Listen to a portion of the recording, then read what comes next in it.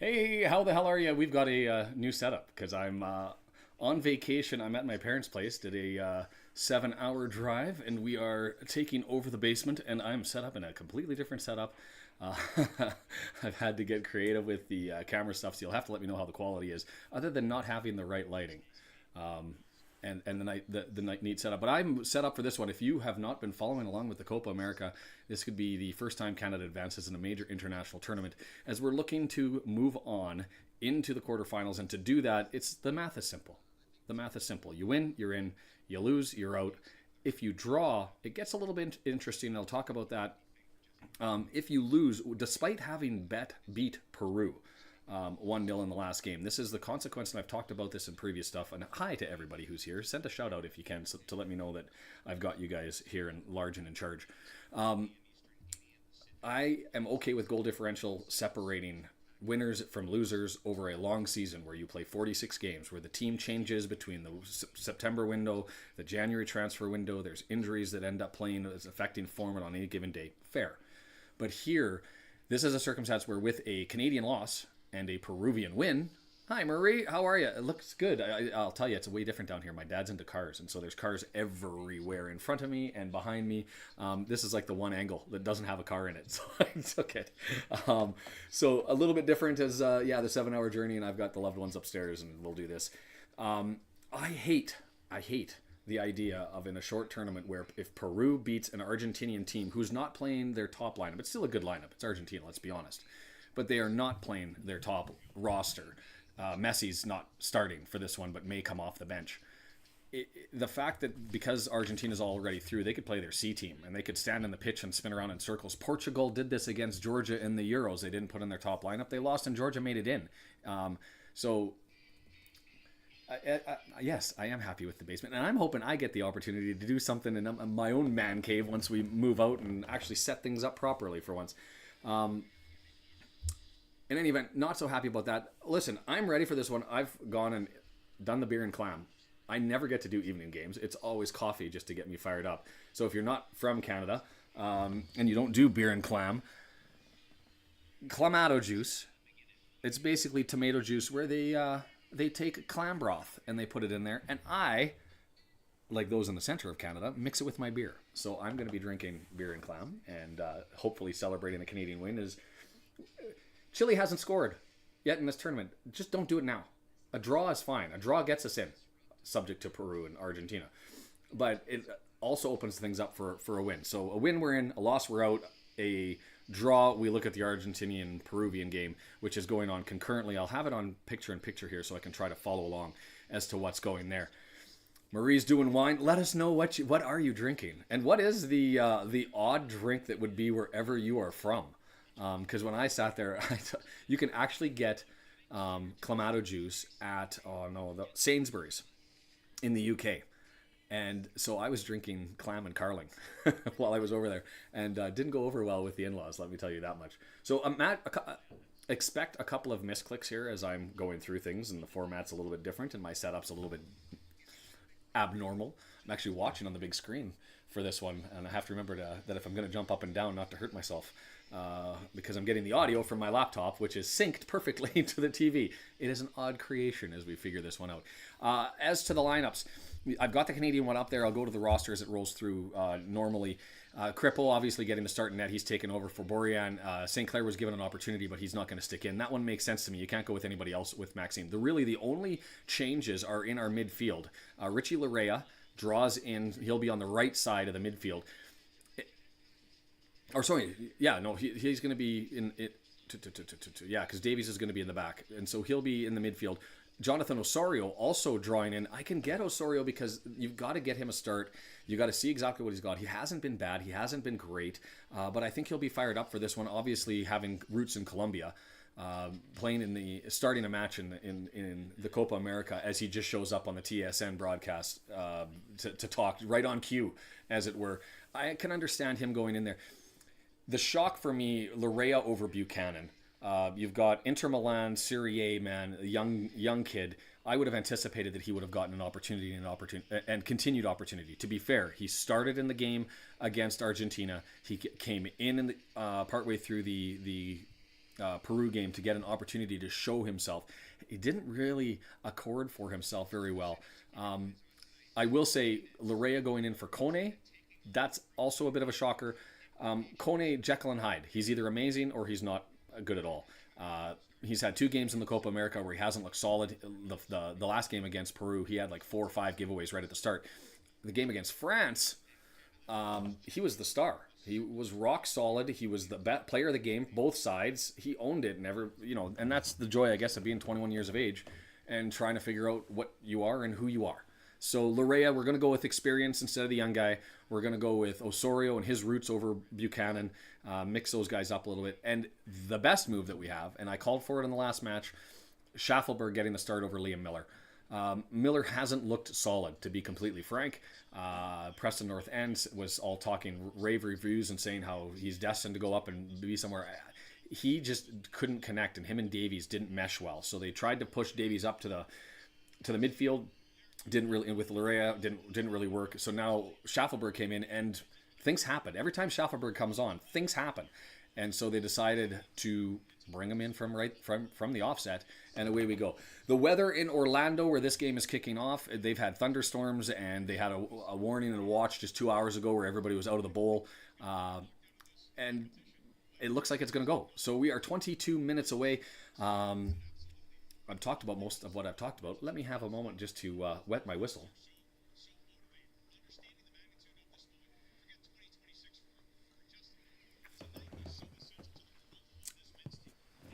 Fascinating. I'm so stoked for this.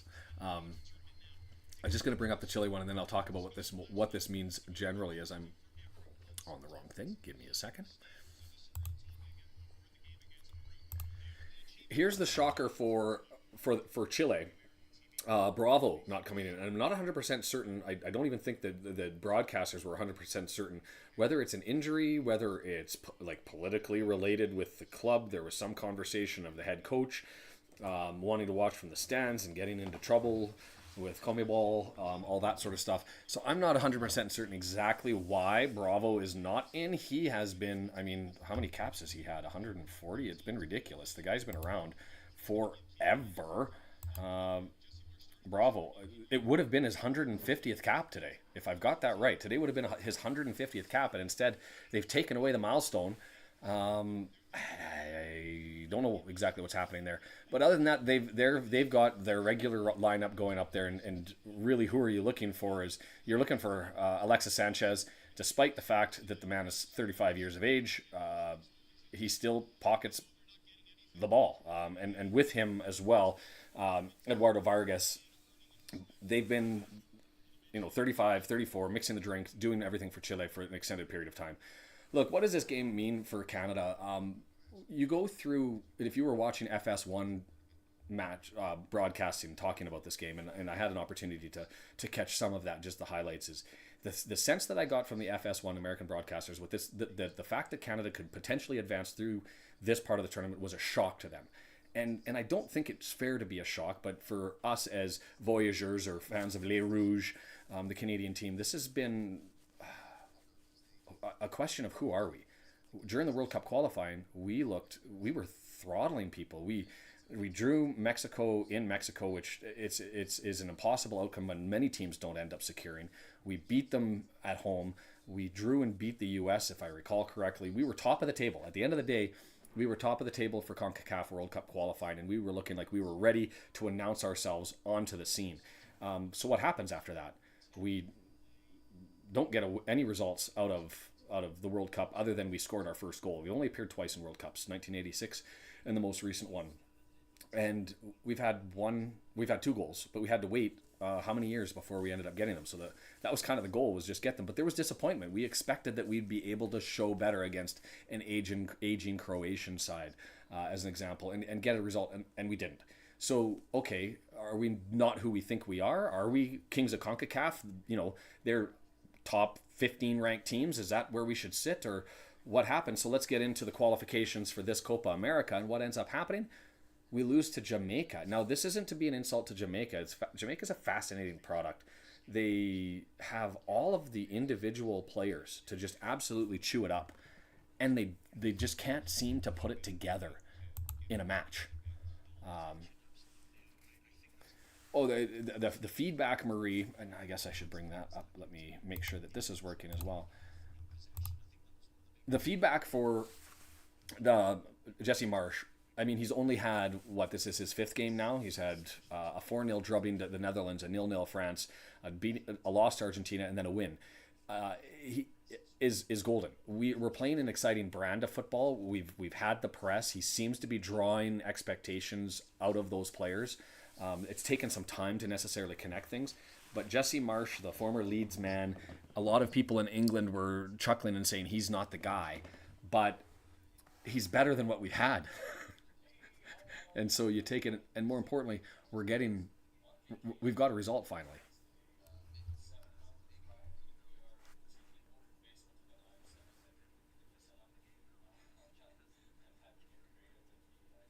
Why am I hearing myself coming back?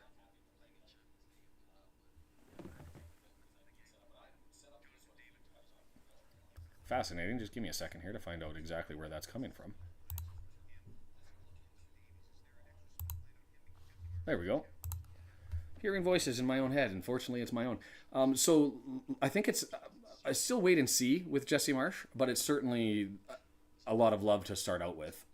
We're playing an exciting brand of football. We're letting the players end up deciding things instead of just setting up tactically and setting and backing up men behind the ball and that sort of stuff. We're letting the guys play. So let's take that. I think he's going to get a lot of leverage. I mean, Jonathan Herdman, who came in from the women's program, he had a lot of credit with him. The women's program, I mean, they're the defending Olympic champions.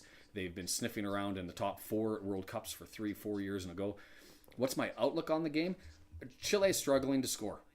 I think this is going to be a 0-0 game and a 1-0 game. I'm going to secretly have, well, I'm not secretly, I'm going to have the match, the Argentina-Peru match on in picture because I can see this resulting in a 0-0, 1-1 draw. I would like to see that we can do more than that. Chile plays through the midfield, which is why I think it's interesting we've gone with changes in the midfield. I would have rolled the dice with Kone. And to the point that I even would have said, you're going to get 20 minutes. You prove that you're going to be the guy or you're not. And if you're going to be the guy, like he was against France, you pull him out. We've gone with Larea, he plays on the back line. He'll play up front. He'll play in the mids. He's everywhere. He's not set up. And Chile is going to pound us through the midfield. And we're going to bust everything up through the wings. So it's going to be an interesting strategic game to end up following and seeing where we're going to end up and how this is going to go. As my audio goes out, which would set me off with this, which would be fascinating and unfortunate if it does do this. So we'll figure out exactly what happens there.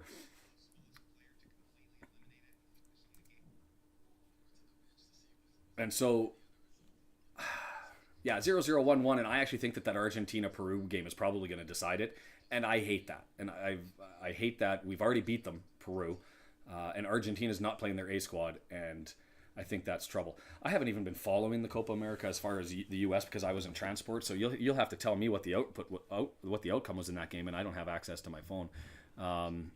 Did they lose to someone other than Bolivia? Like they handled Bolivia, but it wasn't impressive. Schaffelberg, let's bring him up. You'll see him right in the middle of the screen, at the bottom of the screen, number 14. And other than that, the fact that his hair is curly, whether it's permed or whether that's natural, I've never asked. They call him the Maritime Messi. That's the nickname. Brilliant. And he scored in the Inter Miami game for Nashville SC, and he got a wink from Messi on what was a beautiful goal. And so if you're talking who is our guy, he doesn't have the finish. But you saw that assist if you were watching the Peru game. Kyle Larin got the ball up to him on the left-hand side, got a brilliant pass, moved it along. Jonathan David goes walking in and is able to find the far post. And so that's the guy who stirs the drink. Now, the question with Schaffelberg is he more, even though he's young, is he more with his energy better suited to come in late in the game when everybody's on last legs and can kind of wear them down and outpace them? Is he okay to bring in at the start? I guess we'll find out. I think that the difference between Schaffelberg and Liam Miller is night and day. I've not sold on Liam Miller at all. His passing, if it's on, is good, but the game is too fast for him at this level, and I haven't seen him figuring it out. New venue tonight. Yes, for those of you who are joining late, I've done the 7-hour trip up for it's Canada Day long weekend. Canada Day, the birth of our country, 1867. July 1st is on Monday, and so we've got the long weekend. So I extended it up, and I'm up here enjoying everything that is my parents' place, which is a lot of food and beer. Which I know that doesn't look like beer, but if you're also following along, it's beer and clam, and I'm gonna be able to, for the first time I think during a watch party, partake, because usually it's coffee, and away we go. So, yikes, that's fascinating. Now I need to bring this up. While they're doing the thing, and I apologize, I'm on a glass table, so I'm trying not to make it ting all the way through. Let's bring up the Copa America. And so if you got an opportunity to bring up the Peru-Argentina match, it's certainly relevant. They're going to simultaneously cast them, obviously, because it matters as to the results. Peru, to be able to get in, they need a Canadian loss, and they need to just win by one. They win, they're in. If Canada ends up drawing or losing, or actually, no, if they draw, Peru can get in. If Chile wins and Canada loses, then Chile is in. So all three teams are playing for something. The only team that isn't is Argentina. And that's fascinating. I've got to now bring up the Copa America wiki just to see where we're at, because I'll admit during the travel, I didn't do it with the kids. Always fun to travel. Turned a 5.5-hour trip into a 7.5-hour trip, and a lot of fun. So Venezuela, Ecuador, Mexico. See, and that's fine. That's going to be Mexico and Ecuador figuring out who advances. Venezuela's moving on. They'll be the top team, so that could be a Venezuela-Canada match. Well, it would be. Whoever wins from this is going to end up getting that squad. So it's likely to be Venezuela unless there's a whole bunch of stuff that happens. So that would give us Venezuela. Mexico would end up with Argentina in the first match, and then we'll see who plays in the semis. On the bottom half of the draw, the U.S. with all of their chat, they're at home, and they lost to Panama? Ha! That is gross. No, do I say no disrespect to Panama? I'll say it. Disrespect to Panama. I mean, they're the fifth and arguably sixth best team in Concacaf. They had themselves a good qualification. They made themselves through, but Honduras is usually there, and I would put them better and higher. Jamaica has more individual talent, but can't put together it on a team. I would still put them better than Panama. And the U.S. ended up coughing that one up. Yikes. Yikes.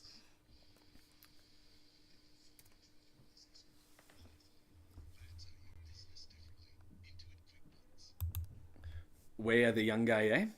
Interesting. Tragic. And Uruguay beat the tar out of Bolivia, and Uruguay has been one of the teams that has looked like the class of the tournament from the limited stuff that I've been watching. And so you've got Bolivia versus Panama, U.S. versus Uruguay, and a Panamanian win, and a 2-1. So with the goals for, Panama against Bolivia, and they should be able to handle that one. Let's be fair. What a mess that the U.S. has put themselves in. And then the bottom one, Brazil ends up coming back against Paraguay, which Brazil, to be fair, looking like garbage recently, which is fascinating to talk about. I think the bottom half of that draw is then a mess, and you've got Argentina probably looking and licking its lip other than the challenge from Venezuela. Do I think that Canada's going to knock Venezuela out? No. No, but I hope we can. So you never know in a one-gamer, right? Go in with a ticket and in with a chance, so you go and you try and take it out, and I hope that we have that opportunity to do it. So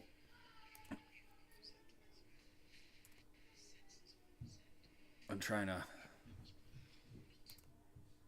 get caught up with the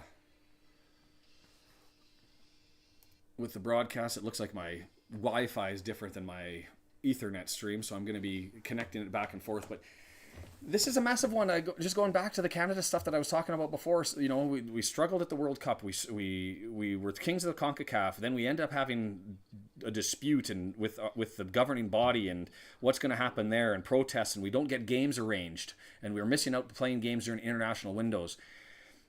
And then we finally get at it, and we try to qualify for Copa America, and we end up losing to Jamaica when Jamaica scores 3 goals to end up winning it. We were up on aggregate by 2, and they end up scoring 3 to take it. So we've got to play against Trinidad and Tobago, and we easily ended up qualifying. But what a mess it took for us to get here. And so who are we as Team Canada? Are we the kings of CONCACAF? Can we punch with the United States and with Mexico? I think we can. But then we try to show it off to the world and we end up looking like complete garbage. So we're getting into it. Here is the Canadian roster as it rolls through and gives you an idea as to who's playing. Jonathan Osorio, right there, he's going to get called upon. Roots with Colombia. That's where his parents are from, and he played down there for a while. 74th cap, 74th cap today. And so he'll be having his show. So it looks like they're just dealing with the consequences of tournament football, right? So we'll see how this one boils down in Orlando. I chuckled during the start of this. They showed the Canadian team bus rolling into the game, and it was a hell of a lot of Chilean flags, but you could hardly tell because with their jerseys because everybody's wearing red. So it looks very Canadian, but I can tell you from looking at the flags and those interrupting the appearance of Team Canada at the stadium driving up, the bus had to move very slowly. It took a while to get there, so. God, I am nervous. And as they go, I'm going to see which channel it's on TSN Plus, the other game. So let me load up the TSN Plus matchup with, will they give it to me? Because I don't want to refresh my stream. No, and it won't. So I might worry about that later, but I'm not going to worry about that now. I was going to bring it up with the Copa America. So if you have that stream, you can feel free to let me know. I'm not going to bring up, maybe I don't want to look it up, what's happening there. Just focus on this one and figure it all out. The referee, Wilmore Roldan, he is exceptionally experienced, and I like that. This whole tournament has been very physical, and interestingly enough, Chile and Peru, both of their managers complaining about Canada's physicality in the games that have been happening. Whoa. I need you to go upstairs, little man. Is the big guy. Do you want to come and say hi to everybody and then take off and go upstairs and hang out with Yaya and Dookie? Come say hi. There, you can just wave. See? Everybody's face is... Hello. Well, that's my face. There you go. Hello. Okay, can you go upstairs for me? Thanks. Love you. National anthem time. The arguing about the physicality, and Chile and Peru, leading the competition for most fouls. Lots of diving, lots of moving around. William Roldan, experienced referee. We have had a lot of controversy. Actually, the TSN broadcast 2 hours ago had the MLS and Canada's World Cup official come on and discuss why weren't there red cards for the headbutt that happened, and talking about how in Copa America they tend to allow things to be a little bit more physical after the whistle, and that it's expected. Yeah, fortunately, I married well, and my wife is gorgeous, and the kids don't look really much like me, to be fair. Good for them, because they'll be all right. It's those, they've got a quarter Egyptian roots in them. Fun for football, because they can support England. Mum's nationality, Scotland, that's most of mine. Wales, because that's a significant portion of mine. Canada, or Egypt, and it's kind of, they've got all sorts of roots and fun to cheer for, should they end up so choosing.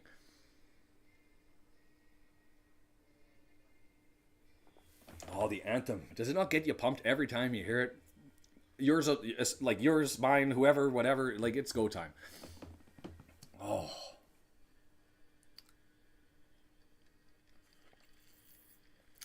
Get into it, lads. Like this could be history. We've never won a game at a major international or not won a game. We've never advanced beyond the group stage in any significant international tournament, and that doesn't count the Gold Cup.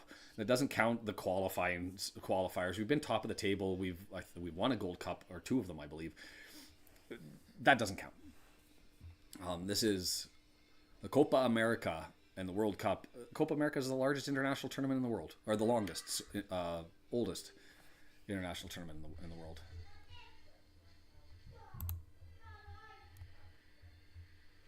They only have a lacrosse team?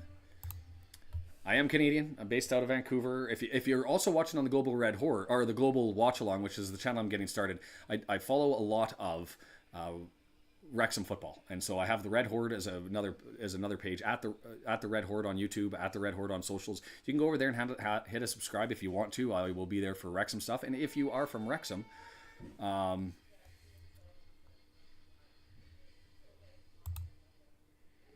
Ah, yes. And so are you in Canada? Is that the team? And I forget what they're largely based in Ontario. That's been. I mean, they've won a couple of world championships and been up near the top of the lacrosse competition. I'm not that involved with it, but I'm curious if you're based out of there or not. I forgot where you were. In any event, yeah. So if you're on the Red Horde, I'm on Global Watch Along. You can go hit subscribe there and back forward. Woo-wee! I hope not. I think this is going to be a draw. I've called it. It's 0-0 or 1-1. Chile hasn't scored yet in the tournament. I think Maxime Croupeau is good enough to save us when we get into trouble. I think that the teams are equally matched. I'm interested in watching the battle in the midfield because you're going to see us build through the wings. You're going to see Chile come at us through the middle, and we'll figure it out. Josh, how are you? You've got the Argentina game there in LA. That should be fun.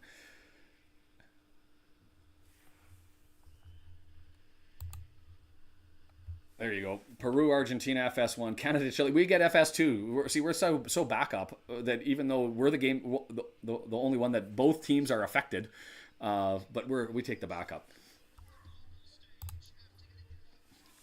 Awesome.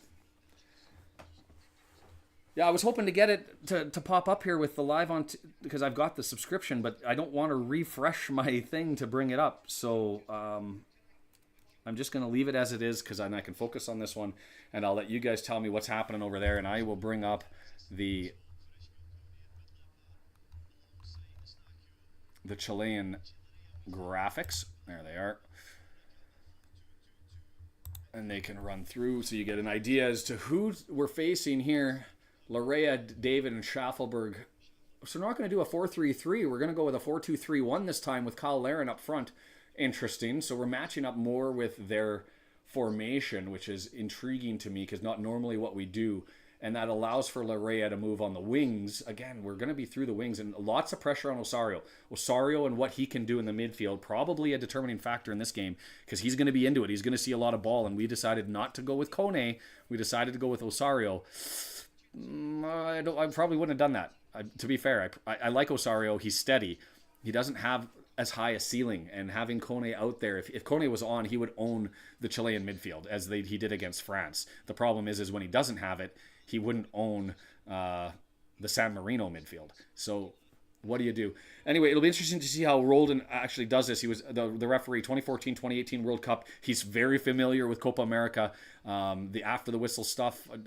We'll see what he ends up doing. He's willing to make the calls, and that's what's interesting because I think the referee in the Peru game not willing to make those calls as we went through it. I'm gonna have to get the scoreboard up and set as we start to look to flip the coins in Orlando for this one. Amidst the rain, it is muggy, but not as much heat as they had in the last one, so different dynamics as far as the weather is concerned. Oh, let's go. And I hate our jerseys. Those whites are ugly. Tell me they don't look like pajamas. Like, I have a set of pajamas from a kid when I was a kid that I'm sure photos of them that look exactly like that. Our reds are stylish, but Nike did us dirty. And I think a lot of teams. France has the same thing, just with different colors. Whatever. 4-2-3-1. So Arias getting the start instead of Bravo. That's going to be interesting. And everything for them is through the midfield. Lichnowsky obviously been impressive in the last two, but Echeverria and Nunez. It's going to be the battle of them versus Osorio and Estacio. And Estacio he's one of the best in the world. So I'm fully confident in his ability. And then you go Vargas up front.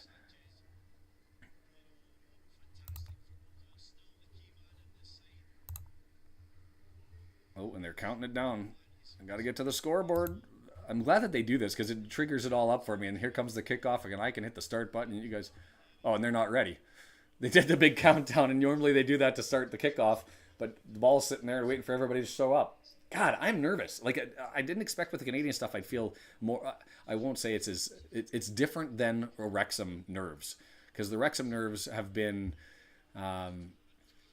You expect us to do well, and when we don't, it's harmful. Here, I want us to announce ourselves on the world stage. We've been kicking around for 4 or 5 years trying to do it, and this is our chance. This is our chance. You get through this, and you get a Venezuela match, and away we... Oh, I thought he blew the whistle, but I guess he didn't. False alarm. And we're underway. Whew. We control what happens to us. If we win, we're in. That's all we worry about. We draw, we got to start watching the scoreboard. We lose, we've done it to ourselves. And Bombito gets it to Alistair. And looking at the pitch, it looks thick. And I don't know if that's because of the rain, but it looks thick. And Arias kicks it out, and away we go. Underway, throw in on the right-hand side. If you're not watching this one, thanks, Thomas. I appreciate that one. Jason's logging in. I hope all is well with you, sir, and everything that's been going on in your universe. Exciting times and fun times, I'm sure. No sleepy times. Cleared out again. Alistair with another throw in. Tell me if you're watching this one too. Like the pitch looks torn up, not just sodden from rain that has potentially gone through from the storm and the thunderstorm that powered through, but it looks bumpy and torn apart. Right? Yeah. No, Paul Mullen. David is nothing like Paul Mullen as a striker. Thrown into the box, attempted header. It's right there for. Oh, did we have a collision of heads? It's blown down.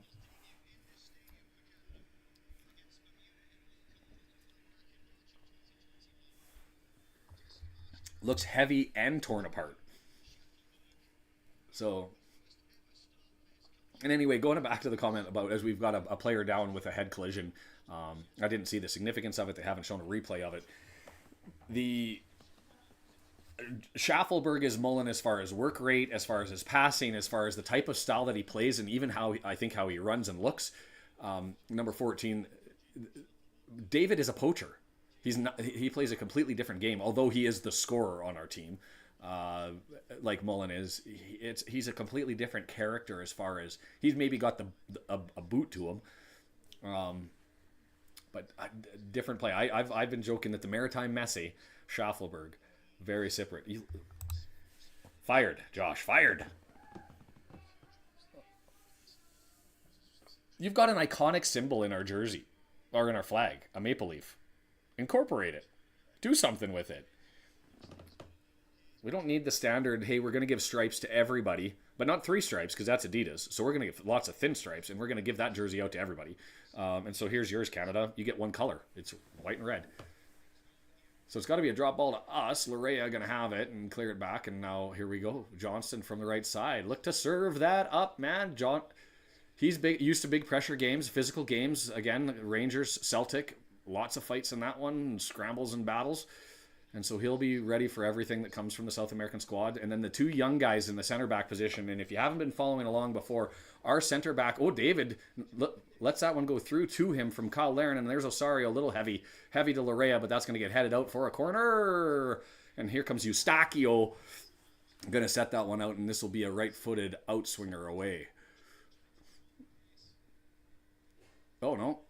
Oh, no, we're not doing this, are we? Jonathan Davies, I love you. You're lightning fast. You're an amazing footballer. You're the best that the country has ever seen physically other than Christine Sinclair in the women's game. But set pieces is not your game. That's Stefan Eustachio's game. And Eustachio is the best on the team in that game. So I don't want you serving up useless, flat corners. Can we get Eustachio in to serve, please? But he's the captain. And I don't think he should be. I think Eustachio should be.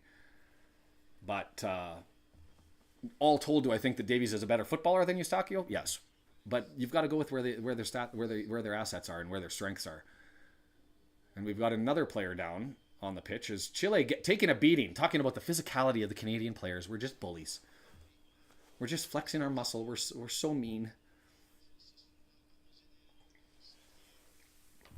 Love him, but he hasn't been playing well. I've actually thought that him and Adekube, if you'll remember, Adekube played as a left back for us during the World Cup qualifying. We're starting to decline, which I thought was odd given their age. I mean, Adekube's a little older, 29, I think, now off the top of my head.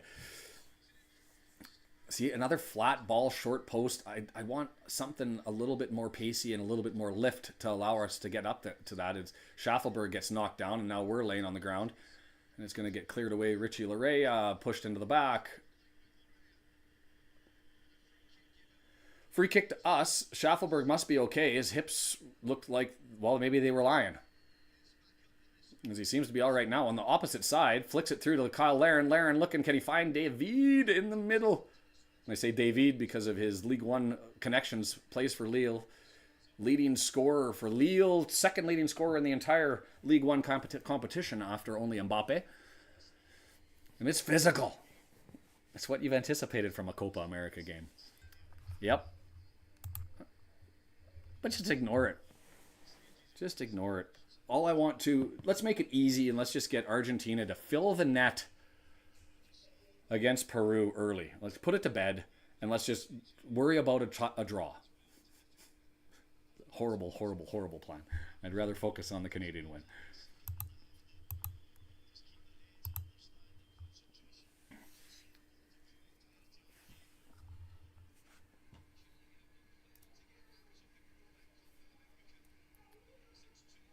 Interesting. They were just saying on the broadcast, the last time that Chile did not get out of the group stage was 2004. That is a hell of a long time. A decade of advancing through things, and here they're at risk of that. If it's a draw, they're done.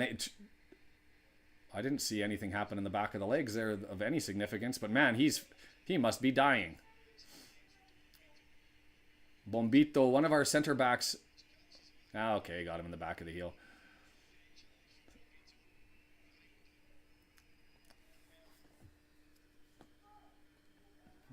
The form was great on that. Like, there are flops and then there are flops. And that's not a flop, but I mean the artwork on that. The expression. You have to give it to him artistically. Oh, he gave Bombito the yellow. Well done, Davila. That's unfortunate. Bombito and Cornelius, relevations for the Canadian squad. Kamal Miller is our next best option there, and he has no foot pace for this level. And you saw that in the last game as Davila's still looking to milk it.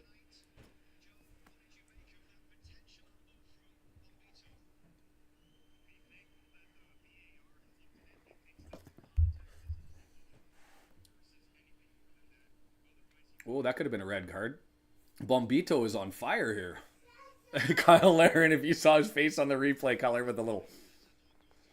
So Bombito, earlier on, not just that challenge with the step on the back of the heels, which was a step on the back of the heels. Bombito has come out to this game aggressively. Bombito earlier in their Schaffelberg trying to make a mess out of things and get involved, and that's what he does. His work rate is higher than anybody on the pitch at all times. During the interplay moments ago, 2 minutes before the incident with stepping on the back of the heels, he got an elbow and he smashed him in the jaw.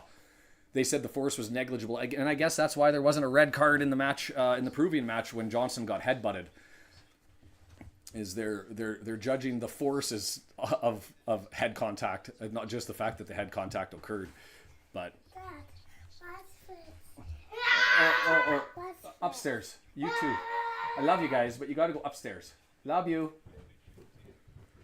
Got to do a better job with the telling the grandparents to rope those kids in. Schaffelberg, long ball, looking for Kyle Larin. He's got nowhere to run. Tries to run into a body, and he gets it over. And we've got an opportunity with Richie Larea. The old legs, the old dog. Get in there. And it's going to roll for a corner. Can we stop with Davies and make the switch, Jesse Marsh? Like, I get, listen to your captain and all that sort of stuff, but put the best guy in for the job. No shots so far. Interestingly enough, they say that Chile is dominating, well, not dominating, but 54-46 in possession. I find that to be intriguing because it's all been in their third. Eustachio stepping up, right-footed outswinger. Thank God that they're at least willing, excuse me, the beer, willing to adjust here. Long, a little bit too far, but it's still there for Davies, and it goes down, and here comes Larea to serve it back up. Are we offside? Cornelius, no flag went up on that one. Fascinating to me. We're just sniffing around in the box, but nothing really coming together. But I love the fact that we're there. It makes at least a draw more likely if Chile's not able to get up here. Here they come as our center backs hurry to get back, and Larea looking to let that go out.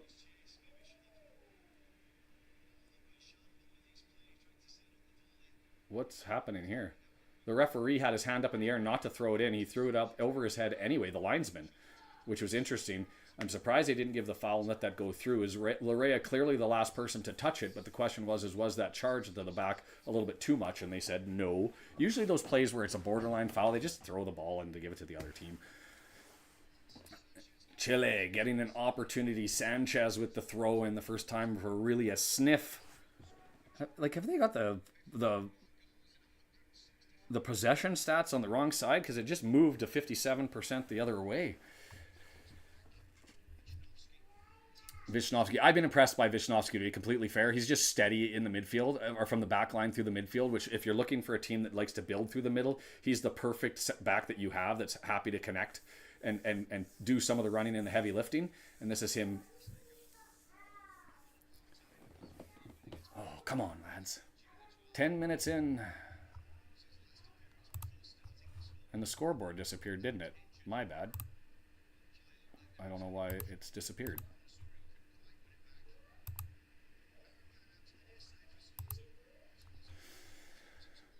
And that's going to be the challenge I have with this. I'm only on one screen, and I need the two to really be able to do it properly. Larea again flicks it over to Osario. Oh, no, well, it's not Osario, it's Davies. And it's going to be a yellow the other way to Suazo. The same step on the back.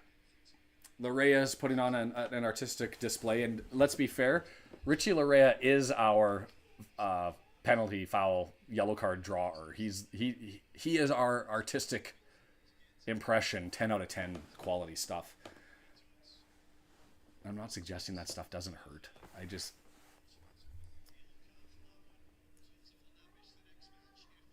So Suazo, so if Chile advances, Suazo not able to play into the quarterfinals against likely Venezuela, barring some sort of crazy output in the Group B final games.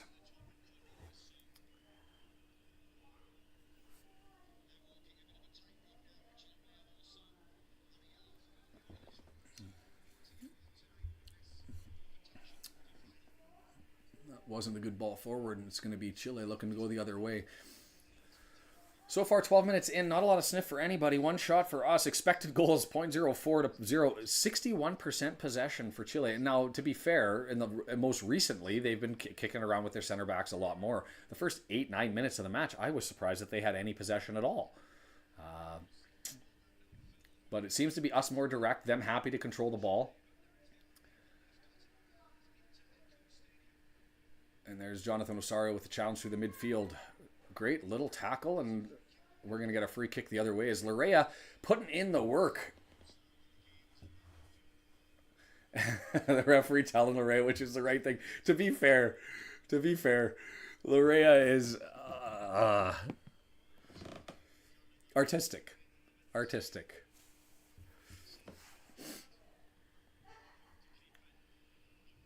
Eustachio. Back to Bombito, over to Cornelius. That's the first I've said his name all day. Well, good. I don't want to be that guy who sits there and rages against the machine, but I even talked about it early last year when we were talking about group stuff for the EFL, for the trophy competition and the goal differential, and having the debate about when should goal differential be the tiebreaker. And I understand it, like I said, the 46 games, but man, to sit there and say to somebody, you've an opportunity with a bad pass, and David tries to go up and nick it. And can't do it. Push in the back, and it's going to go the other way. To have it in a short competition where you can have Portugal-Georgia situation happen, where Portugal puts its B team out there and then ends up losing to Georgia, and you're on the outside saying, we beat Georgia just moments ago, days ago, and we're not in the playoffs now because Georgia gets to qualify by eking out a win against a B squad. It's the same situation with Peru, who's looked like garbage against Chile. That 0-0 game, that first game, was one of the most painful matches of football I've watched in years. There was just no quality in that game at all. Physical, yes, but no quality. And then you have Peru lose to us, and I think that we deserved the win even before. I mean, it was not the greatest game, to be fair, but we did turn it on and then had the red card, and then it went our way.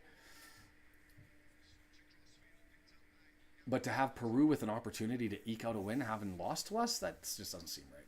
It doesn't seem right. Yeah, Argentina's missing Messi for sure, and that's going to happen. And he's still available on the bench and may come in. It depends on what the scope of his injury is and whether they're worried about preserving him. His beverage is going down too smooth. Ooh, Alphonso Davies gets beat over on the opposite side, but that was that cleared by us or was that all the way through by them? That's just an ugly, ugly cross.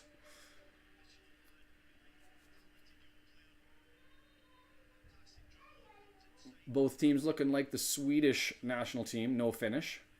And then you see the U jersey, and I actually know that stands for one of the Premier League teams in Chile. I'll pronounce it wrong, but one of the university teams.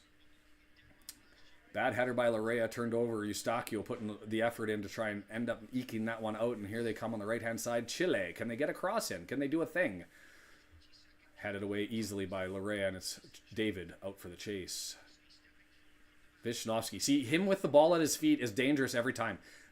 He is, to me, miles ahead of everybody else as far as quality on the Chilean lineup. Wisnowski from their back line is a sexy footballer.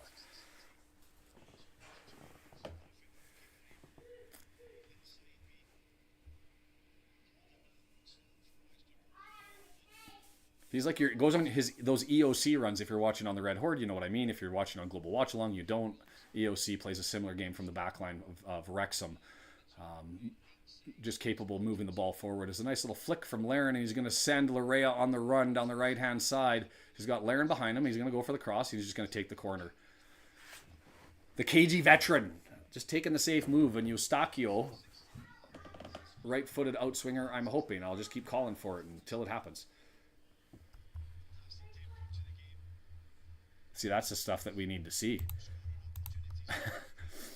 Argentinian fan with a full back tat of Maradona. That's awesome.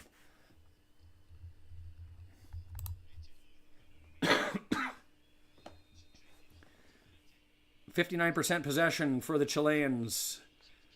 One total shot. That one's closer to the goal. Far post, punched away. Schaffelberg with it over on the left-hand side. He's got Davies behind him, but he runs towards the end line. That's a great cross. Header pushed over, and we'll get another corner.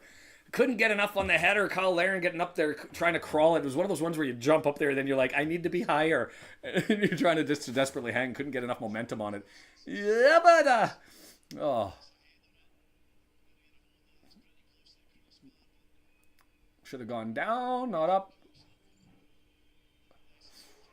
We will take it as Cornelius sniffing around. Eustachio, serve that up, sir.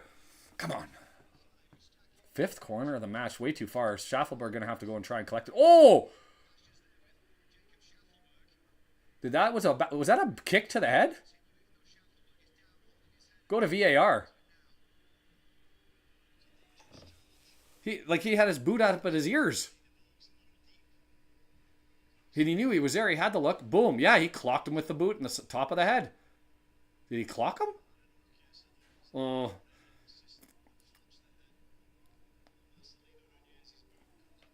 Unfortunate. We'll take it. I thought that it was more violent than that. Is the Chileans trying to help him up? Just let him relax. You kicked him in the head. At least give him a minute.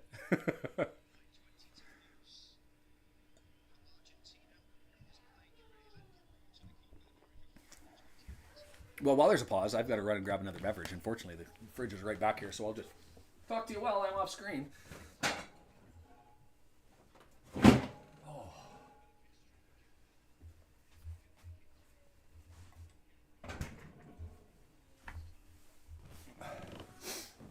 So many Chileans in the... You've got like the two Canadians up in the front row, and then behind them just nothing but a wave of Chilean around it.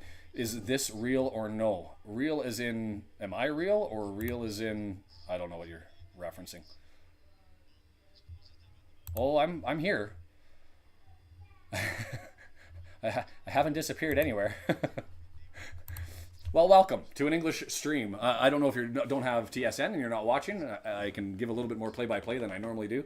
But happy to be here with the Voyageur. I wanted to start this mostly to do some Canadian stuff, and mostly because of One Soccer, not getting that stuff out there. But I'm here to sort of do my thing. I do Wrexham matches during the season. Vargas able to nick that one away, as that was not a good header, advanced forward. Bombito needed better than that. Johnston, is that a shoulder or a push? He says fair challenge. I thought that was a little bit behind him, but I'll take it. And Chile looking to do a little bit more down the left-hand side. Vargas with it, dancing around a whole bunch of people through the midfield. Chile loves to just sit in the middle of the pitch and look for opportunities like that, and that's a horrible, brutal pass. So, happy to have you here. Whether you're on the Red Horde or whether you're on Global Watch Along, hit the subscribe button. I'll stream through both for a while, and if the Canadian stuff takes off, I'll probably move over to the other channel because I don't want to flood all of the Wrexhamites with the Canadian content, although most of them, to be fair, are here. Take this and accept this as a decent substitute when we don't have football going on. Yeah, that'll be a problem. So if you've got a stream to be able to watch, go ahead, and then you can follow the commentary here. I'll try to relay what I'm able to see. Is just that's a fair battle, and you've got to let that one go forward. Nice little pass into Suazo all the way up from the left back position. Centers it in. Danger! Misses over to the right, and Crepeau didn't even get over there. Whew. That was the best for both squads as far as attacking goes, and you could see that lead up with that pass over to Suaro into just open space. The challenge, 50-50 ball there. Osorio not able to stay on his feet when the battle. He's on wrong-sided. And it gets over to Suazo, who's got all the time in the world, and just returns the ball back, chested, volleyed over, and Crepeau sat and stared there. I will take it. All the body contact.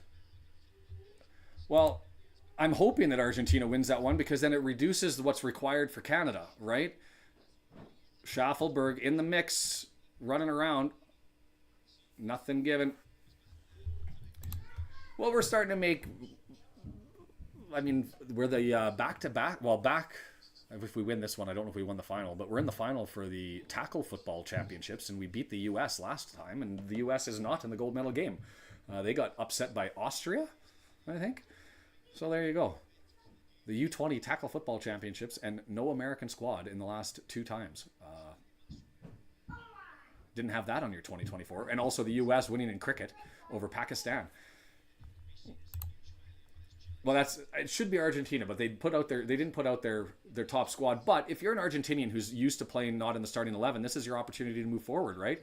Davila, that's 2 in a row that he's ended up pumping. One too far to the right, one too far to the left. But Chile's starting to lift their game a little bit as the Chilean fans are smiling. See, I think that we're still the sleeper team on. Most teams don't recognize, hey, we've finished top of World Cup qualifying for Concacaf for a reason. We are not powder puffs, but we didn't play for a long time because of the battle. Osario's got to stop with the diving. That was a flop by Osorio that put him in a bad position. And I said Osorio shouldn't be on, Kone should be in. And maybe this is just too much for Osorio. And in the middle of the field, Chile likes to go through the middle of the field. Canadian answered, David up to Calder, and he's there. Was that missed or was that bounced off for a corner? Tough to see from the angle, to be fair. Looks like it's just, he missed it entirely.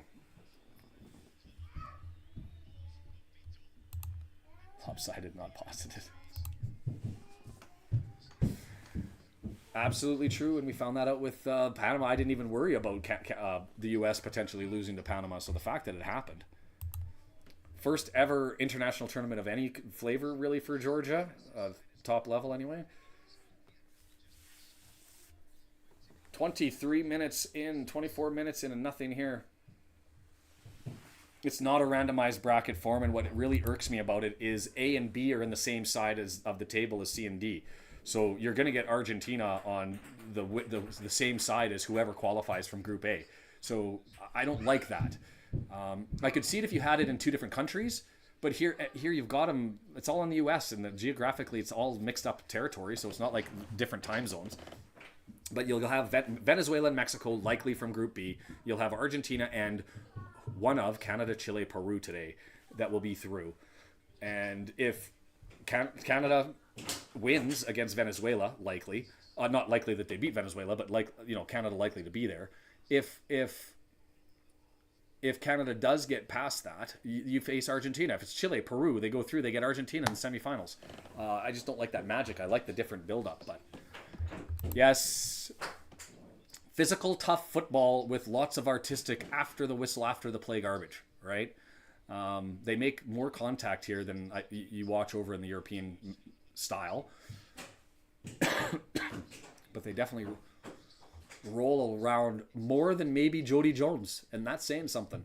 If you've ever watched a Notts County game, that guy, he would fit in this tournament. Let's just say that.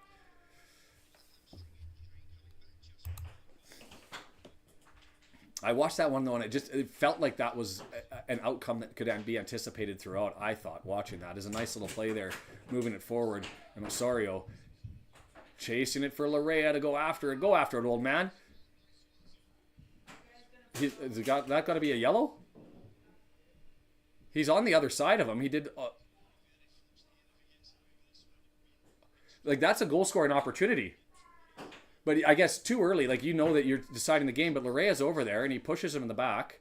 Larea also knows who he's up against, and Larea is also looking to draw. So a free kick over from the right-hand side. Davies and Eustachio will stand over there to take it. You have my take on it. Love Davies. He should be the guy who like, he's the straw during open play.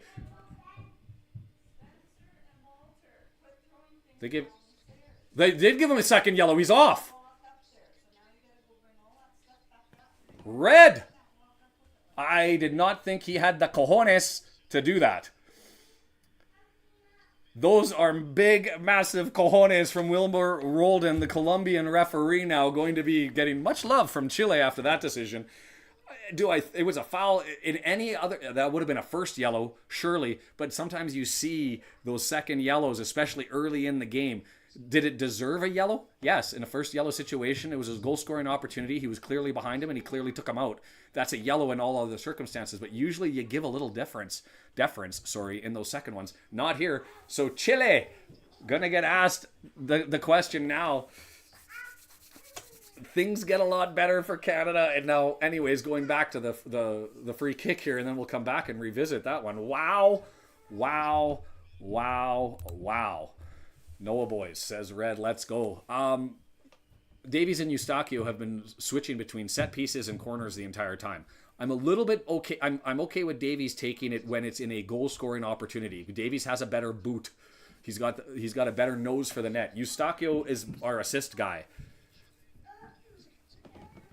So he hasn't left the pitch yet. I'm going to have to get my Nicorette out as I'm enjoying the beverages and now getting a little edgy. The sweat is on in this one.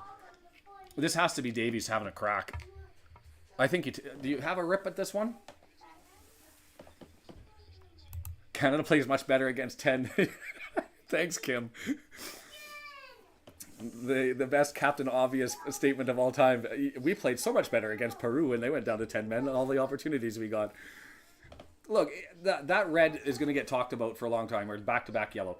The first one was certainly deserved. The second one, if he didn't have a yellow, he's going to get one. I have no doubt about that. But if you understand what I'm saying, usually there's some deference that's provided. Whistled in, just into the 29th minute. Eustachio fakes the assist, and Davies is going to take it, bounces it off, and Eustachio going to take his corner. Davies waves him off. Don't wait, Eustachio, tell him not to.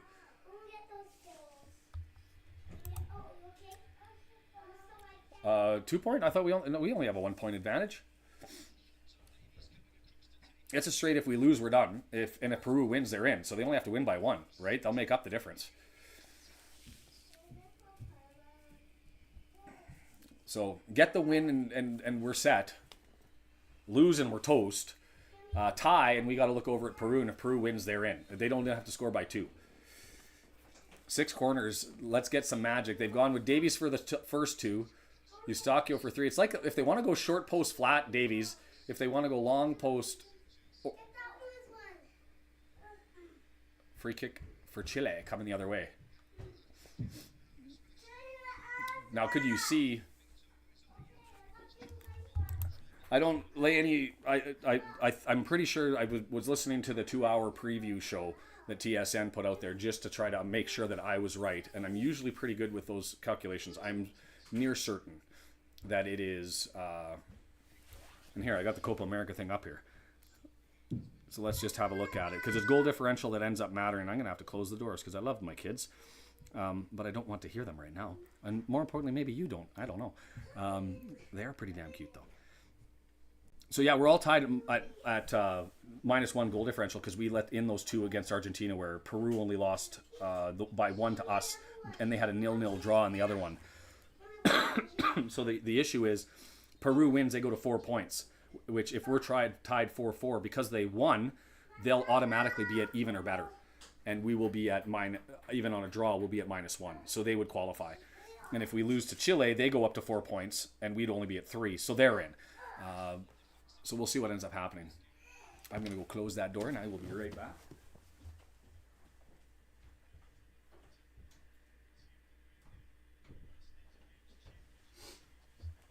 New setup if you haven't been here before. I'm at my parents' place for Canada Day long weekend. And so I didn't miss anything. And that's 131st minute. Schaffelberg, and maybe it's true, Schaffelberg in the other two games when he came on was noticeably different. And noticeably faster and better and in the mix. Not so much coming in as a starter. Maybe he is your super sub who comes in and just busts people open as David leaves it for Larea, but just a little bit. Nice idea. And Alistair Johnston and Vargas getting into a battle. 4 men swarming in the corner. And then there's a dive and a kick out, and it's going to be our throw. Whoo-wee. Getting my sweat on. Tell me that Argentina has scored, please. Yes. Isn't that crazy? It's my pet peeve. My number one pet peeve to the tournament is short tournaments should not be goal differential separating things. Because how can we end up being tied on points, but it goes to goal differential, and because we lost to Argentina by 2 because they put their top squad out there and played a B squad against Peru, they get to make it? Garbage. It's garbage. It should never happen. And we won. We beat Peru on the day, but they get to go? Garbage. Garbage. Thanks, Marie. I appreciate you.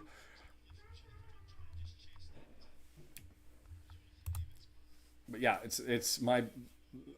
I understand the discussions after watching more English football for an entire season rather than just parenthetically as the season advances, that goal differential is the right thing to do in a long, extended season, especially because of the turnover changes, especially because of the managerial changes, the form differences over the course of the year, the injury impacts. You can't have one game end up deciding things when it's a 46 game tournament or competition. That doesn't make sense. But in these short ones, we beat you 3 days ago and you get to advance because... I hope I don't have to swear and curse at the end of this game because of that outcome. Davies, far post. There, Larea, not able to climb the ladder. Richie Larea, I love you, but I wish you were 2 inches taller. He's so disappointed. See, that's the thing. That's the thing. I mean, I don't doubt that the Argentinian players are going to go out busting their hump because they want to show the manager that they can be trusted for further international competitions. They will be going out there. And this is a wonderful thing to see. Is even a draw is sufficient to ensure that, like, equal draws, and we're fine. David trying to go and poach one because that's what he does, and that would have been a freebie. Chile looking to move forward with 10 men and still going through the midfield, which I find fascinating. But you got to, I guess you ride with what you ride with. 33rd minute. Ball into the middle, nobody there. Crepo coming out and grabbing it. They're yelling for a handball.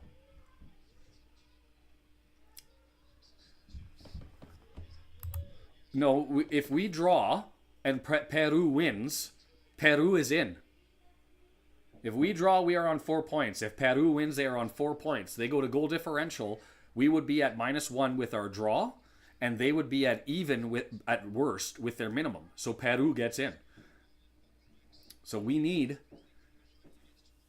a result. We either need the win here or we need Argentina to come out with with a win or a draw there. Peru cannot win. Far post looking for a body. Larea. I guess, and the other nice advantage of this is if having Osario in, Buchanan not in, Larea on, not having Liam Miller with Schaffelberg, not having Kone in, is we still have lots of subs on the bench, which in the last 2 games that we've been watching, I was like, I don't know if I trust the people coming off the bench as much. So I will see exactly what happens. And that's the thing, RKO. It's like the U.S. Dream Team, and you don't play the first five starters. It's the next five that come out are pretty damn freaking spanky, anyways. Yes, if Chile wins, Chile qualifies because they would have 4 points, and they would have won against us. I guess it would be goal differential against Argentina and a Peru win. So on a 1-0 game, they'd actually go to red cards, and red cards Peru wins. So if they're equal on goals, so Chile would have to win by more than us. And hi, Dad. Hi. How are you? I'm well. Everyone say hi to Dad while you're here. Hi, Dad. That's a beautiful thing to see as we get taken. Ooh, he thought he was fouled. He's screaming for the foul as Schaffelberg's grabbing the back of his head because he got kicked in the back of the head. Wow.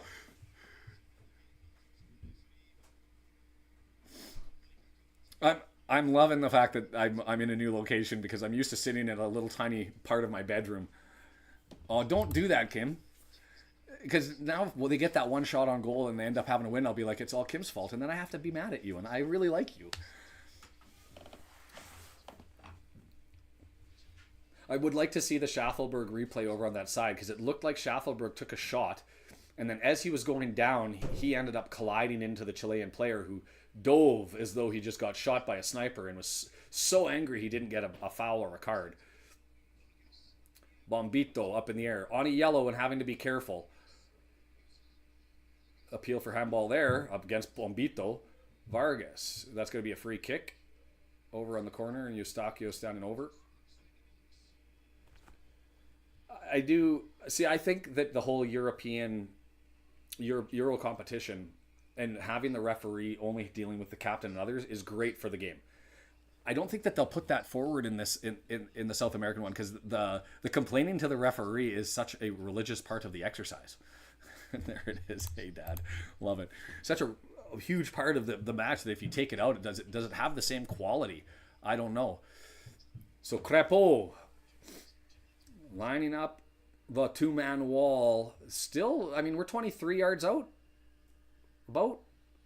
Maybe further, maybe 25 yards out. Nunez has the ability to do that.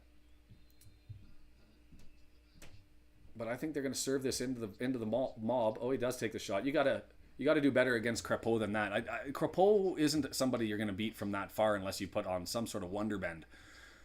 Alphonso Davies with the pace and the counterattack. He chips it up over to David. It's open. Schaffelberg, get there. No. Just goes over to the right and it gets kicked out for a corner and probably had more time for the Chileans, and we've got a player down. I didn't see what contact there was. And I love that Livstovsky walks right through the mob.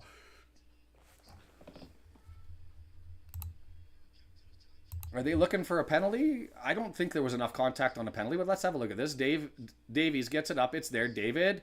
And he gets smothered by the goalkeeper into the penalty area. I think that's just incidental. He's up. He's out of the way.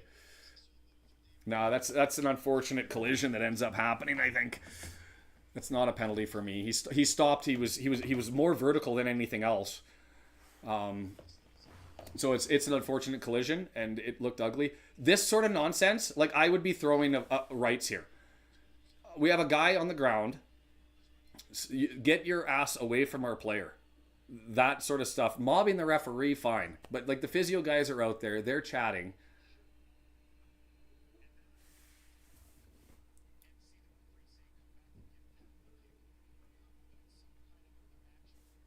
They're just showing the red or the second yellow that went to the red.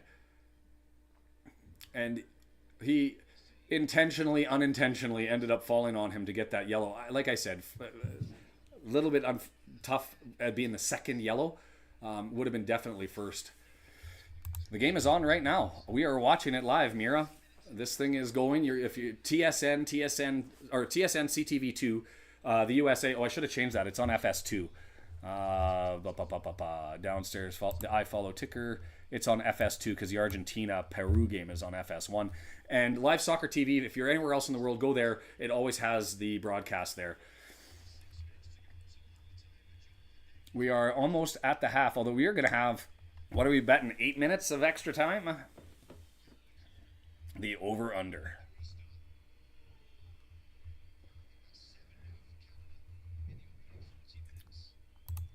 7th corner. 7 freaking corners. Hey, hey, hey.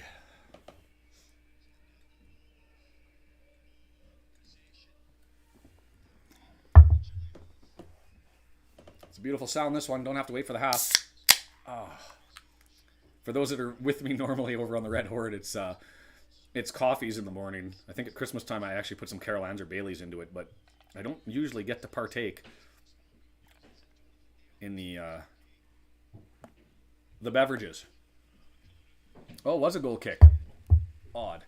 But in any event, the referee expert that was on for the Canadian one broadcast, if you weren't watching, basically said when you are able to get the shot away and then there's contact, it'd be tough to give a penalty in that situation because they got the shot away. Vargas had space. Davila ended up taking it from him. Vargas is mad and it goes to David and he gets, nice little tackle and they go the other way.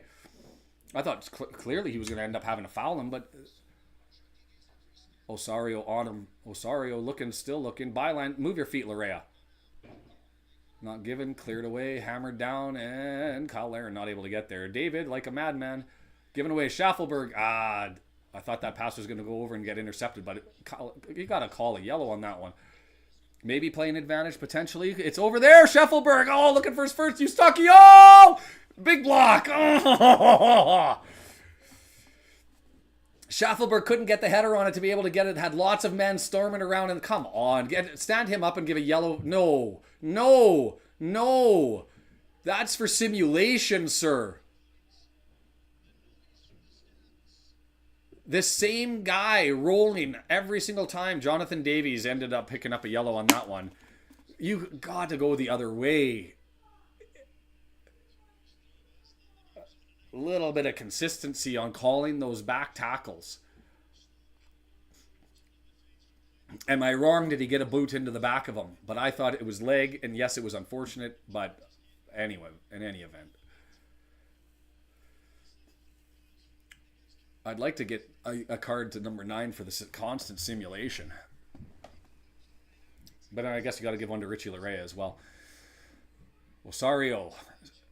Eustachio over to Schaffelberg. So then anyway, Schaffelberg has the header. He misses it. Comes out to Eustachio, who's sitting 18 yards away, maybe 17 yards, just inside the box, hammers it, and it ends up getting blocked as the keeper comes all the way out to grab that. And remember, Bravo, the regular Chilean goalkeeper, who would have had his 150th cap, he's not in this one. They've gone with the backup. I'm going to hit the old Clamato juice with the beverage for those from the center part of Canada. The prairies, anyway. You'll know that that's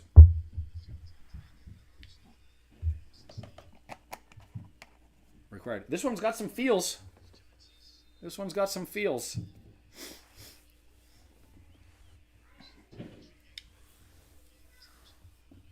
I'm with you, Kim. 4 yellow seems like more. Eustachio going to be right-footed, looking to the wall, and this guy's Eustachio can pass far post, too far. I cursed him. I said he can pass, and then he just ends up coughing up a complete ugly mess. The Porto man, this would be what, his 39th cap? So there's the Schaffelberg couldn't get his head on it, bounced out, Eustachio with it, and he shot it right into the center of his chest. Could have gone either direction and missed it. Missed the field goal. So in the CFL, that's 1 point. That's called a rouge. Let me explain that to the whistle blows. David just ends up dancing around a guy and says, "Why are you blowing me down?"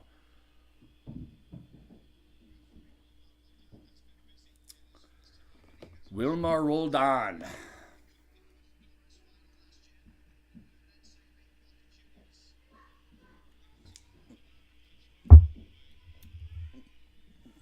Not going to let the after the whistle stuff turn into a yellow. You can't. Even the throwing of the ball, you can't. Because the consistency has to be there. Both teams are being childish. And I'll admit that Canada's one of them. Osario with an awkward chest down, but it comes forward. And we've got Jonathan David looking over right-hand side for Larea. Get it across, sir. Too flat. Too many bodies in the middle. And it's going to go out for a throw. I haven't seen Koné de Marseille confirmed anywhere. I would be shocked if he plays in Watford, and I don't like him in Watford.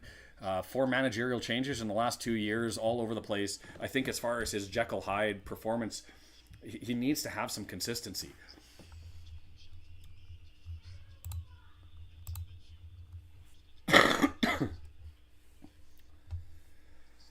Johnston getting it across. Nice cross. It's there. Knocked back to the keeper. All right. All right. I'll take that. Well, now we've got different themes. Brendan says Chile holding up pretty well. And Kim saying starting to show some fatigue in the back. I think both are true. The fact that they've survived 15 minutes and they're going to get to the half 0-0 and they've been able to scramble in the back, that's all right. Do I think that we're advancing forward and getting some extra opportunities we haven't had? I haven't even updated the shots because I'm nervous to update at anything. 6 shots to 2. We've had one big chance is what they say. I'm going to go there and see if I can do this without blowing everything up. 6 shots to 2. I knew it.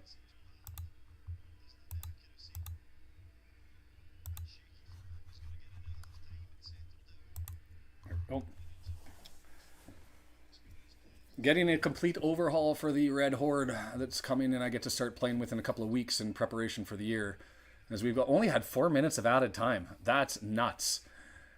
With the number of players that have been rolling on the field and the pitch, I guess nobody's really gone off. They've all got to their feet. But you've got 4 yellows, all the interplay that's been happening.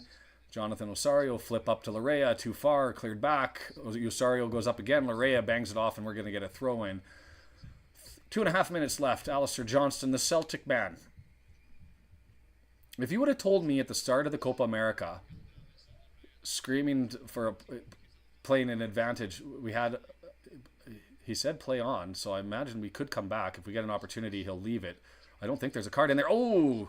Shot from Scheffelberg, looking for a sneaky little one.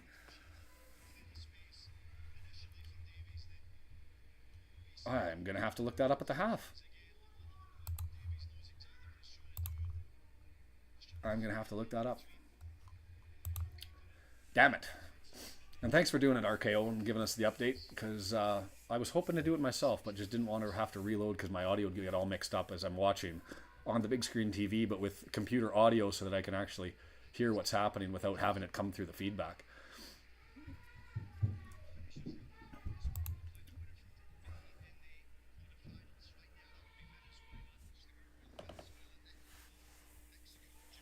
Yeah, but when you're... I know that Messi probably wants to be out there every opportunity, but when you've got a knockout round coming and you're getting up there in age and you're a little bit older and you've got the opportunity to let somebody else have a crack and rest you up, that's what you do. 7 corners, no magic. Possession still 52-48. It was as high as 59% for Chile. I will say for the first time ever, Kim, in the second Portugal match, and I can't remember who, or it might have even been the first one, that pass from Ronaldo, and I think he could have had the crack and the shot at it, I went, well, that's not very Ronaldo, as he served it up. So Argentina, they're at the half. Davies moving forward. Another minute until the end of the half. Cross over, too far for Larea. Dig in, Larea. And it goes straight out, no touch, and it'll be a Chile throw over from the other side, and Larea saying, flat, make it flat, sir.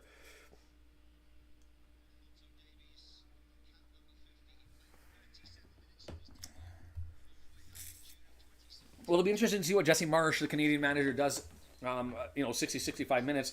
You come in with Buchanan and Kone getting their opportunity. Oh, and I can't use my phone to figure it out. I guess I can use my computer. Do it the old-fashioned way.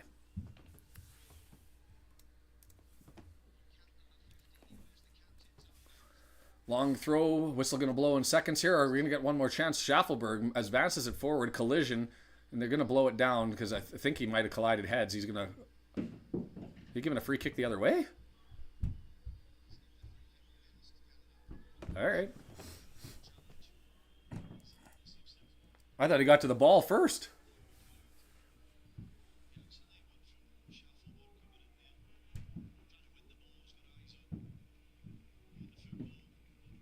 He got to the ball first.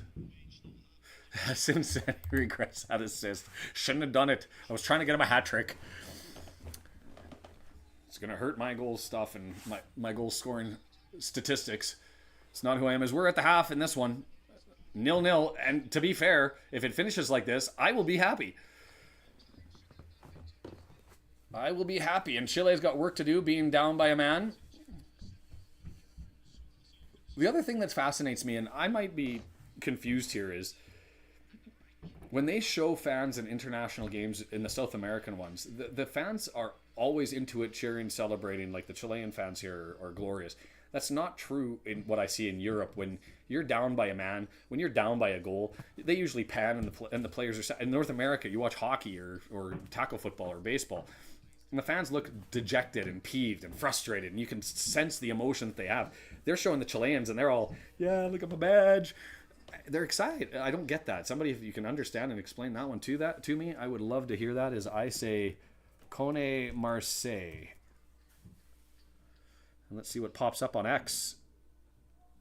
Agreement in principle, they say. June 28th. That's fascinating to me. You play one game. You put Kavinga in your pocket for one game. And the French League One squads end up coming and being like, we've never seen you before, but you played against our national team and you were the best player on the pitch. You get a contract. It makes sense to me. He was that exceptional. But let's be honest, he's looked like garbage in the Copa America. Not garbage. He hasn't been himself. He definitely hasn't been himself. In the last game against Peru, the first 4 touches of the ball were all bad giveaways. Yikes. Frustrating. But he's a young kid, and he's got lots of magic in those boots, and if I recall correctly, he came to the game late, which is even better. Yeah, fair enough. And that reminds me, during World Cup qualifying, not for the last World Cup, the one prior, there was a Mexico-Canada qualifier in Canada. Canada needed a win, needed a result. They didn't show up at all. But I went with my wonderful wife, who is English and loves her football. Brother-in-law played for Chesterfield. My brother-in-law, her brother. And she was like, oh, whatever, Canada playing football. I'm not really that excited about it, but I'll go to this game. There is something in her blood, and I don't know if this is, I assume it to be true with all English, Welsh, Scottish folk, and the same in South America. When it's in your blood, it's in your blood. And she got to that match, and Mexico scored their second goal early in the first half. And she was on her feet and screaming louder than anybody else in the stadium about that she'd be trying harder with her heels on than the Canadian national team. And it was brilliant, and it was cold, which was deserved. And there's something about just being happy to see your national team and being around. She said it's in her blood and it was boiling. Just listen. Once she heard the music playing and saw the flags moving and all that sort of stuff, that just became a thing, and it was all happy and giddy. And I can see it in a friendly. Like, Wrexham gets lit up by the Vancouver Whitecaps on July 27th. I don't really care. Just let's make it fun and let's make it entertaining. Let's sing along and have a good time. If you are going to that game on the 27th, reminder, the pint, the morning of, starting at noon, and the Welsh Society on the night before. And then the fireworks, and we'll figure it all out. I'm going to update the stats while we're at it. Feel free to hit me with whatever questions you may have. I haven't looked at the numbers as to how many people are here, but 6 shots to 2 is how it's going to end. Shots 52%, 48%. Only the one big chance change. And I'm just looking at the stats. They said Isla at 7.1. I've been impressed by, I was impressed by Suazo until he got his red, filling that gap. And Davila's been around it for them. I've been disappointed in Vargas, although he did have that one opportunity cutting across the center of the box, and I think he actually had an opportunity. The defender was a little bit flat-footed. And if he would have got around him, he had his right foot available from 19 yards out to be able to have a crack, but Davila stripped it from him.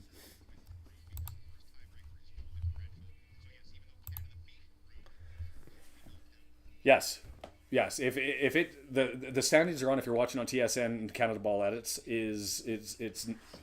it ends with the same points as that are up there right now. Argentina moves forward with 9 points, with 7 points on the draw. We would end up with 4. They would have 2 each. We're in. So draws work for us as long as Peru doesn't win. And so, we've got the MLS referee, World Cup referee, the Canadian. I want to hear his feedback on this one. Reckless challenge, yellow, goes through the back. Stone cold yellow, he says. If you're not watching the Canadian broadcast, I love this, that they have like our top official in all of Canada. But Rea gets ahead.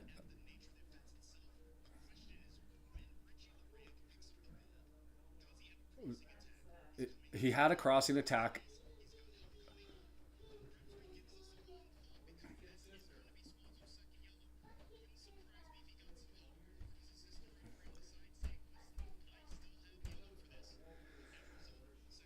So he says that the yellow was a little bit harder to end up calling, but it was deserved because there was an opportunity with Larea there with a cross opportunity available for him, and so because it was taken away and he was too fast and had it,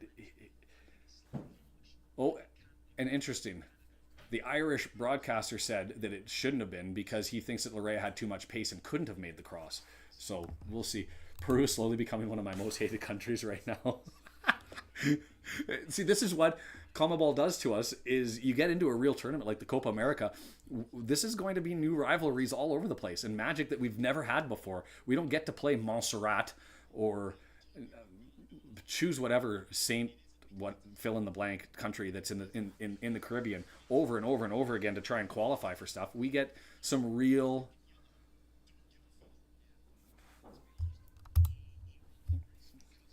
True. This one, I see the debate, and it's interesting. You have the referee saying, yeah, it should have been yellow. It's the right call. Probably got help from the assistant. Larea, clearly, I think he slowed down on the prior to the physical contact and drew it as well.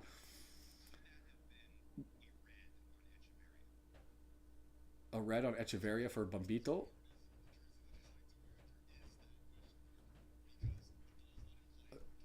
And this is the elbow to the face of Echeverria. I think that arguably should have been a red, but we would have screamed. Forearm to the face, gets him on the gin. I don't know what Bombito is thinking there. Kyle Laren's reaction, I want that as a meme. Oh, that's nothing. But the header that happened against Alistair Johnston in the last match would have been a red, and I was screaming for red. This, I would have been screaming for a red had I not seen that before. So to me, you give it equal treatment, and there's a little shout out from RKO for the Ronaldo Messi take, that it's Messi all day. I don't get bothered in the GOAT stuff. They both are exceptional footballers. And there's so many footballers in history and currently that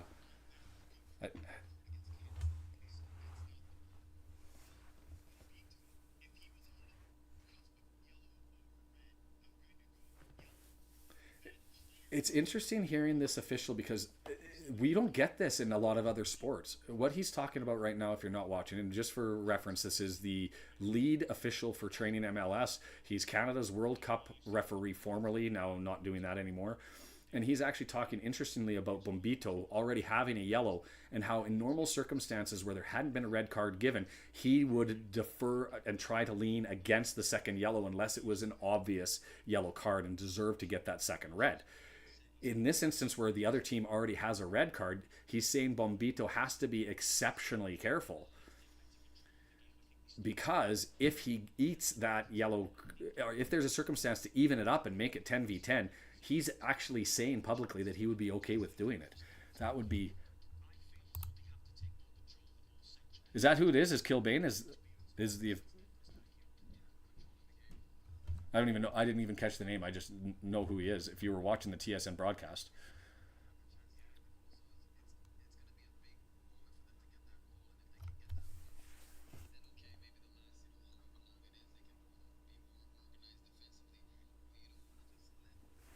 Maradona. Now we're getting into the GOAT discussion.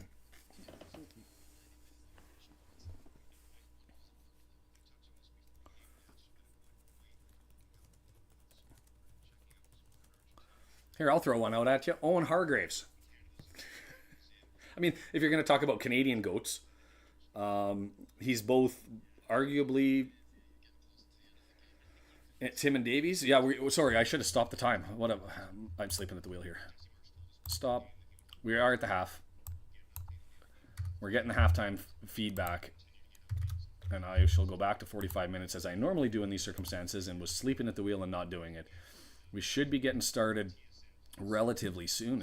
We've been at it for a while.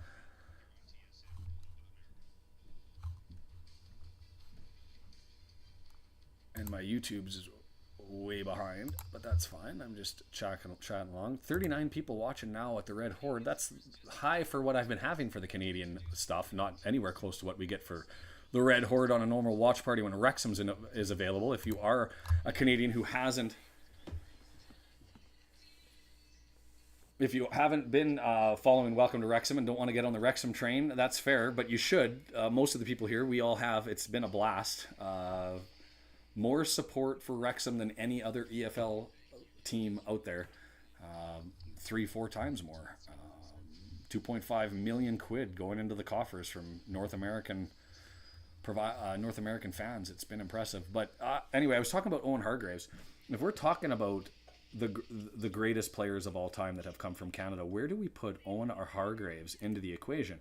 He opted not to play for Canada. He did what people expected Davies would do, is bounce off and go and play for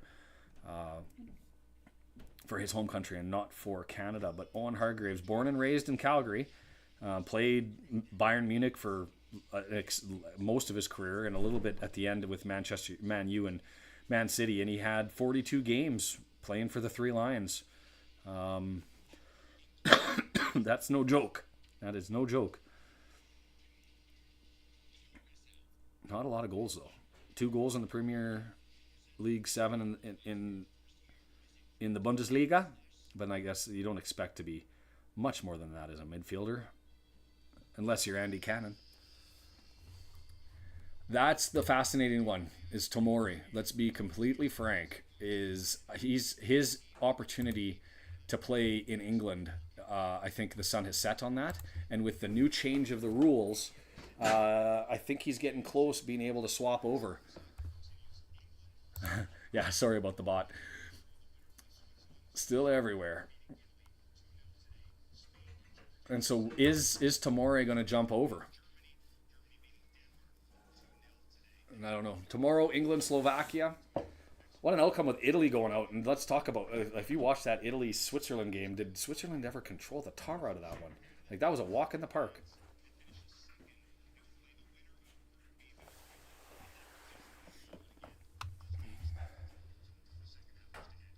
I'm trying to follow with the cutouts RKO. Oh, did I have a family member dart through the live stream behind me? The food's over in the deep freeze behind me, so I got to get over there to get it. I should probably stand up and grab another beer and just set it next to me so that I've got it. Oh, I just want a result. Let's get into the knockout round so we can have some fun with this thing. I missed it. I'm so focused on you guys.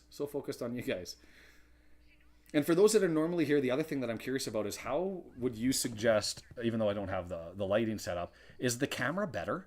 Because I've actually used my cell phone through an app rather than my relatively expensive camera at home that I normally use, and I forgot it at home, so I had to get creative. And I actually think I prefer this, so I might have to swap out what I use when I get back home. You gonna let me know what's up for us in the Red Horde? I mean, I'm hoping that I can watch a Venezuela match and do a watch along for that one. We'll see how that one goes. It is very good. Perfect. Then I'm probably going to end up going with it and figuring out how to set this one up at home.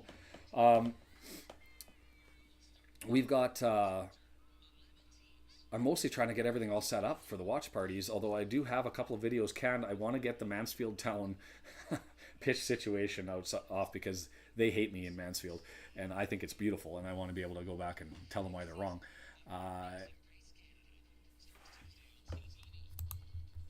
All right, still worth taking. I think once the lighting improves, that it would be even better, but we'll see how that goes. And I've got the coefficient assessment of the women's UEFA Championship and why it's important that we end up supporting Cardiff City in their battle through Europe to try and assist us being the Wrexham women's team in making the UEFA. I can bring the Chilean graphics up. Well, it's been a lot of Canada ticking through for the last little bit, so let's... How many minutes until Bombito comes out? Because you're not going to want a player with a yellow card sitting out there in a dangerous situation, right? I think you're having a special halftime talk with him to end up saying you cannot get anywhere close to an issue unless it's like a real goal-scoring opportunity. Stay out of it and just do your job and be smart. But the issue that I have with that is the only substitute that we have in the back line that can go in is Kamal. And Kamal... Not the guy. Not the guy for me. And I'm curious for those of you who are long-standing Voyageur or Les Rouges fans, what your takes are on the difference between Cornelius and Bombito compared to Kamal Miller. Is I think it's night and day, and I've thought he's always been less than what we expected from an international center back. Maybe I'm wrong. Parky would leave Bombito out there. Sure would, until the 72nd minute, 75th minute, and then you'd get that swap. And it was only if he was tired and dragging himself around the pitch.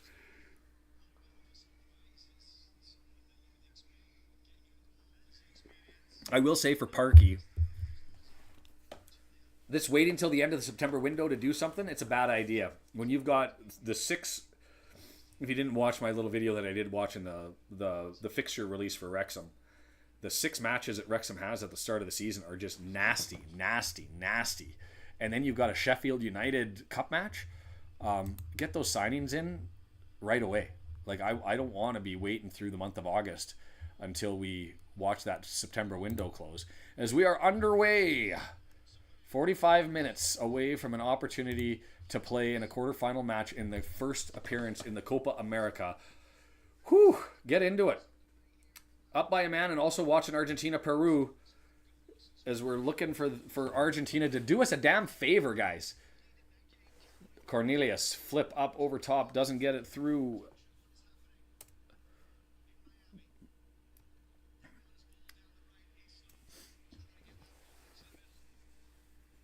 Chile out, and I imagine that they will try to throw the kitchen sink at us early on, especially because they're going to have some legs resting at the half as they try to get it to us. Very experienced Sanchez. Oh, no, that was Alexis. Sorry, why did I think that was... Oh, it's Alexis Sanchez. Interesting that they went... I'm going to have to go... Before I end up saying something stupid, let me go to my my notes and bring up Chile here as it goes in for another throw. Alexis Sanchez. And interesting that it's a first name on the back of the jersey, but I guess that's a South American thing, and you see that a lot of that with Brazil, with the sole names. And is that going to be a corner right off the hop as Davies not able to keep that in? Lazy start for the Canadians coming out. And you had to anticipate that this was going to be the outcome. You had to expect. Yes, Drew, thank you for that one. RKO, is that why you're getting deleted? Marie, I should have given it to Marie for the bonus points.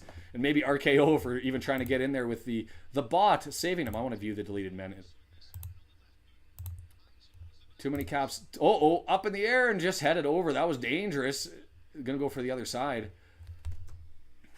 Far post had the opportunity. Echeverria pounds the ground in disgust. He swears at himself. Ooh, the anger. They're into it. I mean, it's the Copa America. For them, this is be like a World Junior Hockey Championship involving a Canadian team playing against, I don't know, the UK and able to upset us. Oh, danger. And Crepeau able to grab it straight at him. Easy save. And that was off Lichnowsky, who I've said before, my top Chilean player through all 3 matches. If you were putting together a player of the team tournament and you were saying you get to pick one player from Chile who's going to make team of the tournament for Chile, who is it? I think it has to be Wisnowski. Crepeau all the way out to just flick it up into the air, and it's going to be headed back, and away they come. Get there, Schaffelberg. Nice little play by David to deflect it. Oh, that wasn't David because he's all the way up there. That would have been on Davies to flick it up. Ooh, Davies plays it, takes a boot to the head, and he's going to say, well, you put your head low. The Chileans want a penalty for... Why are the Chileans... Are they complaining or trying to preserve? He gets low. He's got all the time in the world. He heads it, and he collides. That's not a foul. That's a free kick to us. Davies does take a boot off the side of the head, though, but...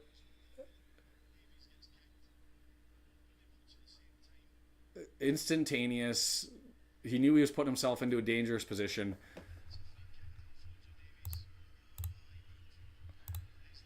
All caps will get the bot to grab you, by the way. Canada Ball and VOD. I see that you guys have put that out there. I've clicked to be able to view the edits, but I don't think they show up on the screen because they've been cleaned out.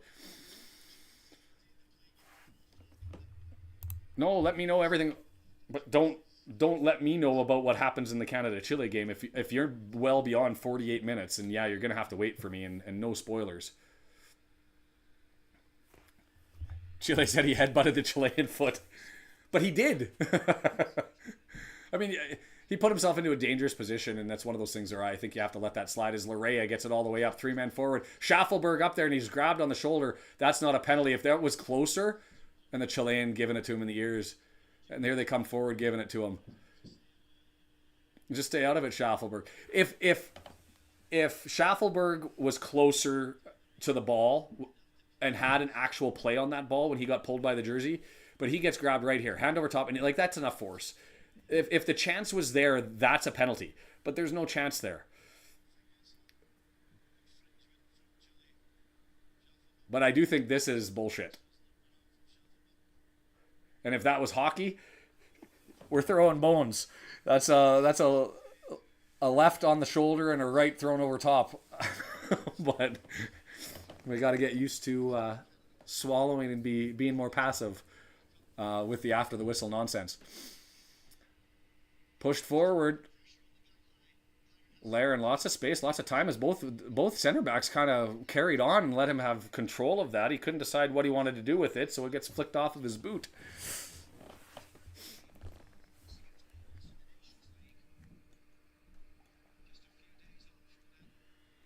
What'll be interesting for me too is when Liam Miller, who I expect is going to come in for Schaffelberg at some point here, when he comes in, does he end up having a game sort of where he's as effective as Schaffelberg in as a sub? Because if he is, then I don't know what you do going forward. If he's not, then Schaffelberg to me hasn't been as effective as he normally is when he comes in as a substitute. And so maybe you go with Liam Miller, who's going to be steady, consistent, not give you much, but give you 60, 65, 70 minutes of solid play, if not exceptional. And then you get Schaffelberg, who will come in and pick it up to another level. I'd like to see that. It's a nice little pass into the box, and Schaffelberg gets taken down right at the front of the box. Nothing. And the referee's saying play on as Schaffelberg's trying to pick himself up. You've got to call, like, VAR. I want to see the replay. Schaffelberg there. Shoulder charge to the back. In the back of the box on that one. That one, dragging the ball, could you call that a handball? Maybe. To me,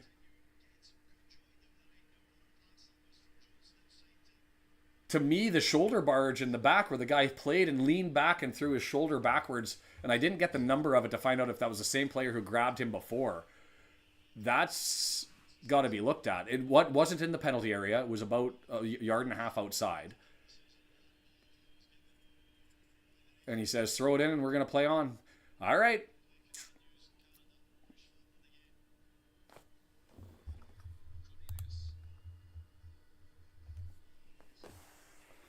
Feel free to throw out the Argentina scores whenever you get them. First, second, third, that doesn't matter. Let me know as they're up 1-0, which is glorious for us because it means that we only need to have a draw. Still got to do more here. I'd love to get a goal. Kyle Larin, our leading goal scorer, gets it over to Larea. Wrong guy to get the boot off of it, though, and he bangs it off the shins. I love you, Richie. You are an amazing soldier for Canadian football, Canadian soccer. You've been there for years, and you fit in every role. You're a Band-Aid, and you just do the damn job, but you are not an offensive superstar. And so of all the players up there, it's like, yes, Kyle Larin, shoot. David with a chance, sure. Davies, yes. Schaffelberg, but not Richie. Not Richie. And he ends up being the guy that's left to take the shot, bangs it out, throw in. Osario. He's got Bombito all the way back.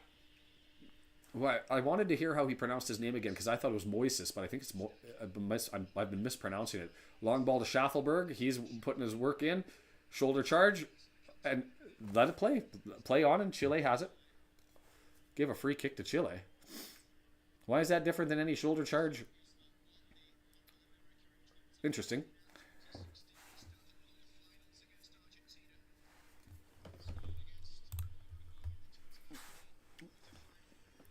Corner for Argentina as we've got a goal kick. Oh, man. 40 minutes from glory. See, I thought that was a clean shoulder charge. Not just a good body check, but a...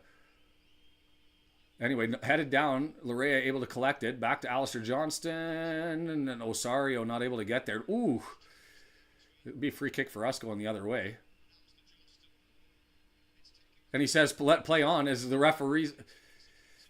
If we're going to argue like that in South American football, you have to have somebody on the ball. You can't just let them play like that, as we had two guys arguing with the referee, so they go over. Allowing play to continue. It's a mess over in the corner. It's going to go for a goal kick.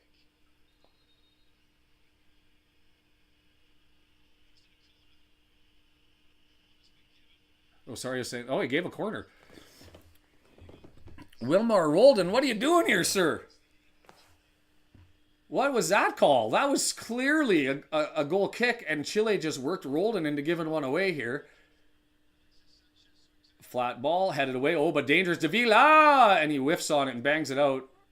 Oh, it doesn't go out. So Chile is going to stay in the game, Canada. Stay in the game. And stop. I would like to see us stop the nonsense. When you're looking for a draw and you're really up, you don't need to be playing with this after the whistle stuff. So just get up and get all your men behind the ball and play smart. As that gets knocked out and we're going to get a throw. Jesse Marsh says, slow it down. I love this. I love this. If you're not watching this live, it went out. We're racing right now, and Canada is rattled. We're not looking. We're not playing smart. We're getting involved and making mistakes. And so the ball goes out for a throw, and Davies goes over to try and grab it and go quick. And Jesse Marsh grabs the ball and says to Davies, just slow that down. And you could see him motioning to just slow it all down.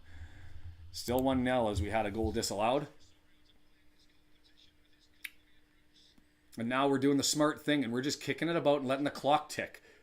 Jesse Marsh deserves to have a beer. As that was just a wise, savvy move as he gets it to Schaffel, not Marsh, and now slow it down. Davies grabs it, lets the clock roll, bounce it around, and reminds everybody a 0-0 result right now and a 1-0 game works for us.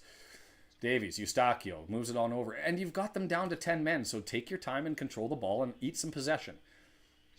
Eustachio, the Porto man. Lorea, I would like to see a Buchanan sub anytime here, and they're going to give offside here on Jonathan David, and Chile grabs the ball, and they're going to go quick. They're racing, so let them race. Let them race.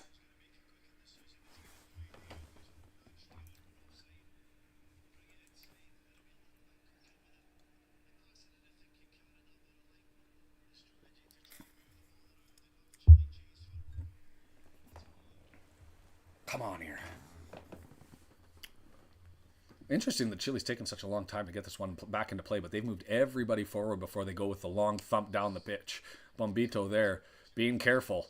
Alistar heads it away. It's going to go out for a throw. No, it stays in. It still stays in. It's there, left side, and ooh, that's a card.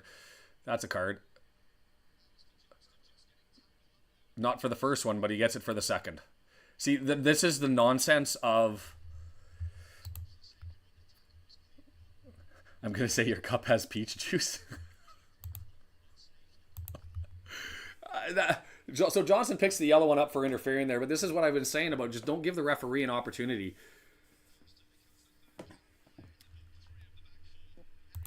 The word for the foul of blocking the goalie is blocked by your bot? I'm going to have to check that.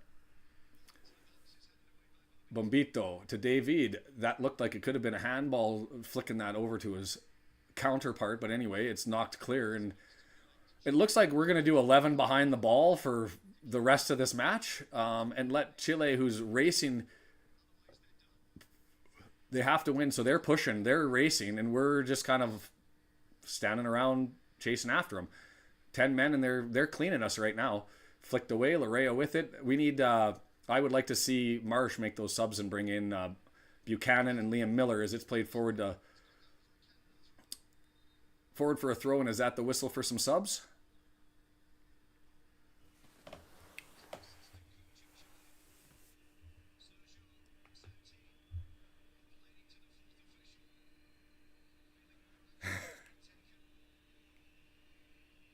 More action on which?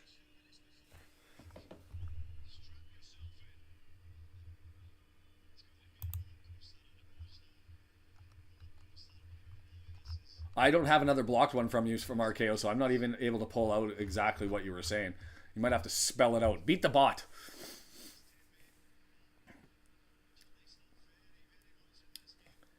Cornelius, steady in the back, the Malmo man.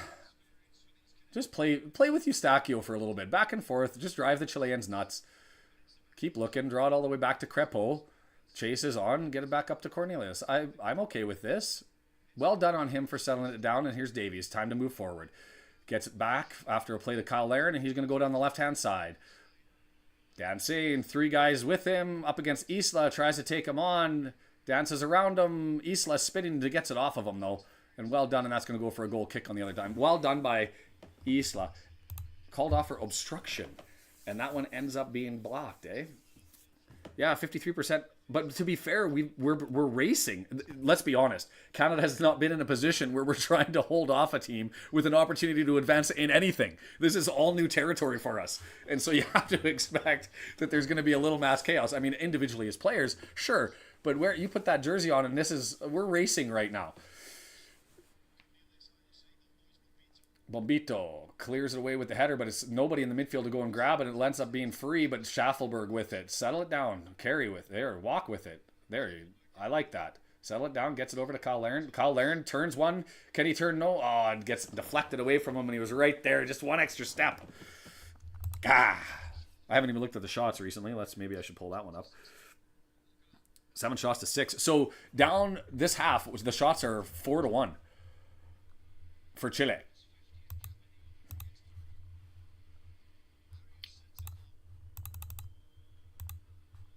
4-1. Not what I expected. I would have liked to us have gone for it a little bit more. But at the same time, I don't care as long as we're able to get out of here with enough. You're giving a free kick for that. Eustachio just rolls his eyes. I think the turf monster got him. Show me the replay.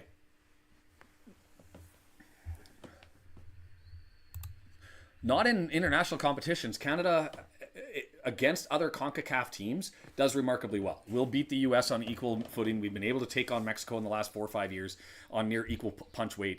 But as soon as we end up playing a European or South American team or an Asian team, hell, Japan's loved playing us. We fall apart. And it's been frustrating because it's like, well, who the hell are we? And so we've never advanced past the group stage in any major international tournament, which I count as World Cup and Copa America. I'm with you, Kim. I'm with you, but at the same time, it doesn't matter if they get the result. If they're able to just clear the decks, and I don't think there's been a threatening shot. No big chances for Chile. And so if you're keeping them over on the outside and you're not taking any dangerous fouls, yikes, and you're being clean, then let them kick it around the box and race. And Crepeau is still has, I think, knock on wood, a couple of good saves in it. That's a dangerous cross, but it's cleared away. Cornelius is just doing his thing, and let them do this. I'm okay with this as long as we're in control. Maybe the bad news is it's because I've been putting up the Chilean name, so let's change it to Canada.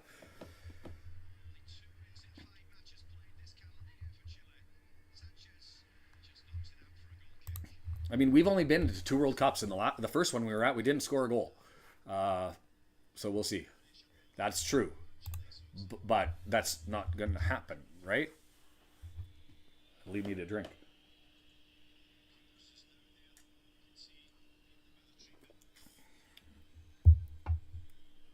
Chilean keeper goes down. That's odd because he doesn't want the clock to tick. But he's stretching himself out.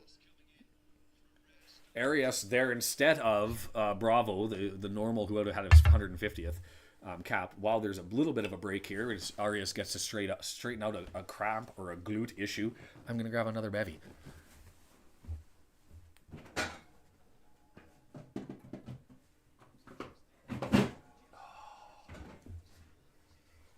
"30 minutes away. 30 minutes away, please, for the love of God."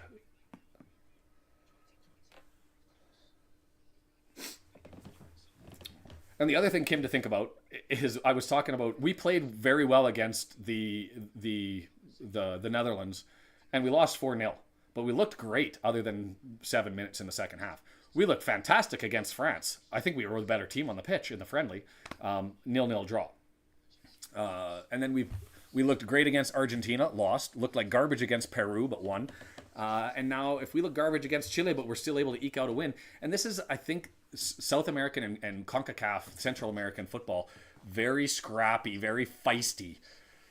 It's ugly football, which surprises me. I thought South American football would be more flair, the old Brazil, the Argentinian, but it's not. It's a war.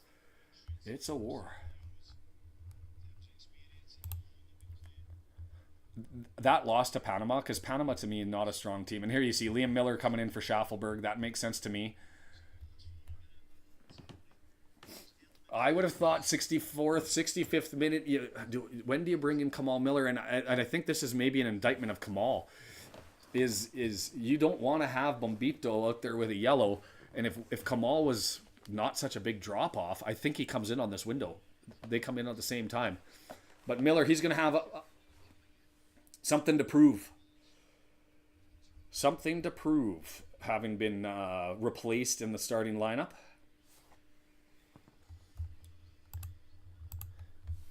Yeah, but it's hard not to. I mean, it's different.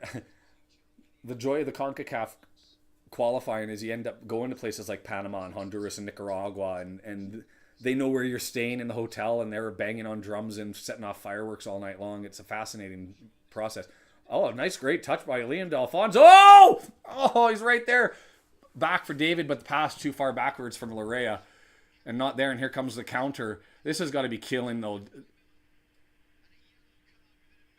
Miller gets on the pitch and he picks up a yellow right away. That wasn't a threat, though. Like, Miller says, okay, I shouldn't have taken a yellow. That wasn't a threat. We had men back. It was a lazy swipe at the ball, and he ended up catching Davila, who is amazing at being able to... Oh, the artistic flair on throwing that heel kick after that bang on the shins. That was a real chance, and unfortunate bad pass from Larea back into David, and he goes too far back from him. Ooh, David Poacher, and even the Kyle Laren opportunity on the first pass in from Davies. There were really two good opportunities there. Pot one, and I think the story is told. Eustachio, well done, and then he gets fouled. Oh, and the foul is on us.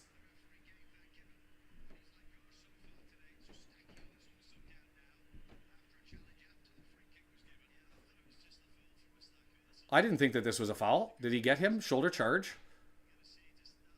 Oh, the heel and the grab. Okay, that's weak compared to what he's been given for the entire match. But don't do it, Kim.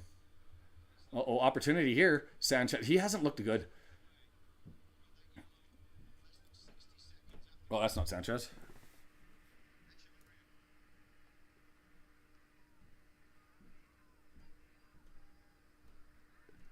That's one of the subs. Or who the hell is that? I'm missing who that is. Or maybe it was.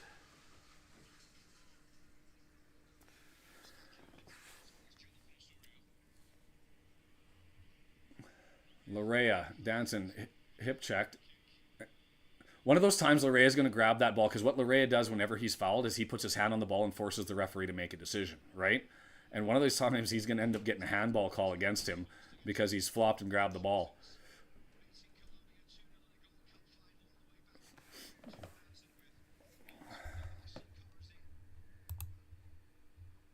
Yeah, Canada Ball edits. I see that was deleted. All caps, the bot will catch you. Is Liam Miller in empty space? Can he get there before it goes out? I think it went out of play.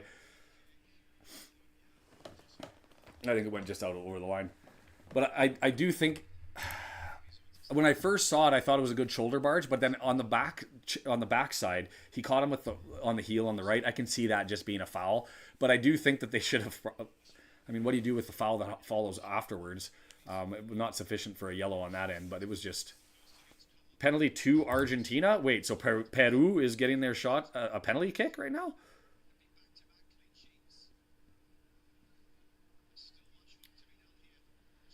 Penalty to Argentina. So Argentina's taking the penalty? I'm so confused right now. RKO, help me.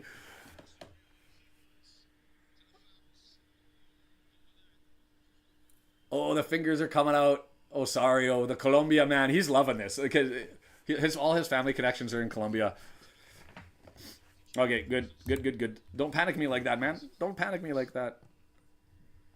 Sounds like there's heat in both matches, and that makes the Copa America fun. Osario gets it back. Bombito and Cornelius, just the two men steady in the back. I would love for them to just play catch with the ball for like 20 more minutes, 25 more minutes. Davies, draw it back. There you go. We're in no rush. Eustachio, put the switch on. Osario, Cornelius, slow it down, lads. Slow it down. I'll sit here and drink my bevies.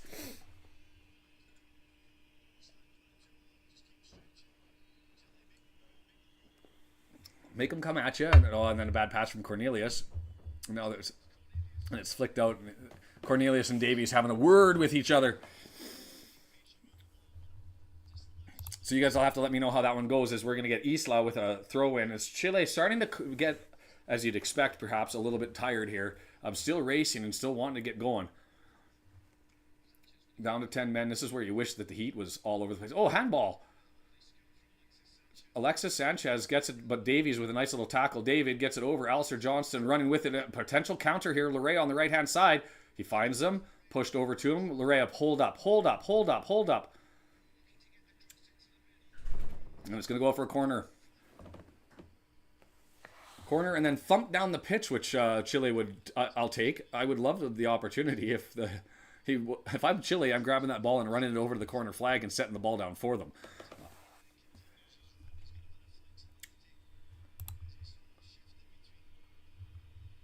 Josh says that was a light penalty for Argentina, but they all count.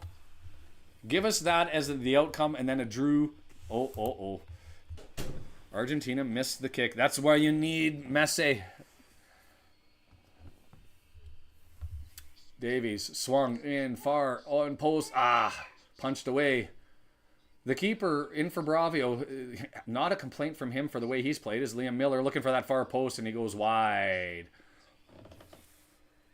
Interesting that Liam went for a crack on that one. I didn't check how many domestic goals he has, but he.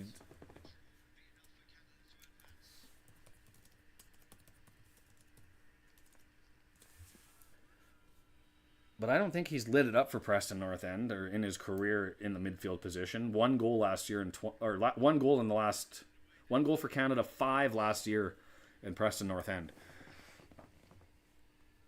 I think that when you've got David and Kyle Larin sitting in the middle of the box, you have to go for them and go at them with the pass, especially when that's what your talent is and what your skill is your passing is.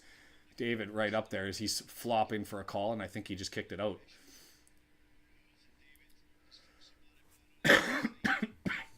Interesting is that was a bad throw-in, as we decided to go forward all the way to Kyle Larin instead of bringing it back. I would have liked to have slowed it down, but instead we're bringing it forward. Sanchez against Eustachio. Osario, that was a good pass. Larea, long flick, switch all over to the right-hand side. Brings it down. Free kick from 32 yards out. They're asking for the card on this one.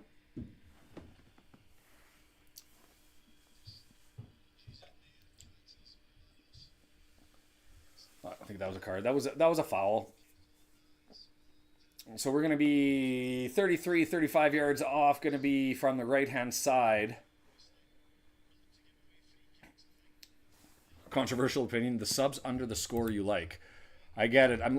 We're looking at doing that with the whole overhaul and what we can do with the subs and what we can't do with everything.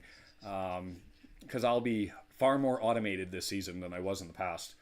But I don't know how to end up getting that through. The subscriber thing didn't work this time, as we're testing bugs and cleaning them up. And although this whole overlook is going to get a whole new change. Left footer looking for a header, cleared away. Well done. Just bang down the pitch. Whew. Where are we at? 74th minute. 16 plus extra time. The fans are getting into it with the Chile chant. And Chile's searching for it. Alexis Sanchez is trying to just strap the whole. Maxime Crepeau had to back up and go and get that. Is Alexis Sanchez, the old dog. Oh, I see the pop-up on the TV screen when it comes down. You're watching FS1. I did see one of the broadcasts, so I know exactly what you're talking about. I have the TSN broadcast, so I don't get all the fancy things that FS1 has. Osario drawn through. I'm still surprised Bombito on the pitch. I'm still surprised Osario and Larea on the pitch. Tejan Buchanan is not a step down defensively. I mean, the guy plays for Inter in Syria. He. Oh, and as I just say that, there at the bottom, is that Oluwase? His third cap. Not who I expected to see. I would have left our strikers up there, but it looks like Oluwase is actually coming in. Kim, stop it. Do not speak it into existence.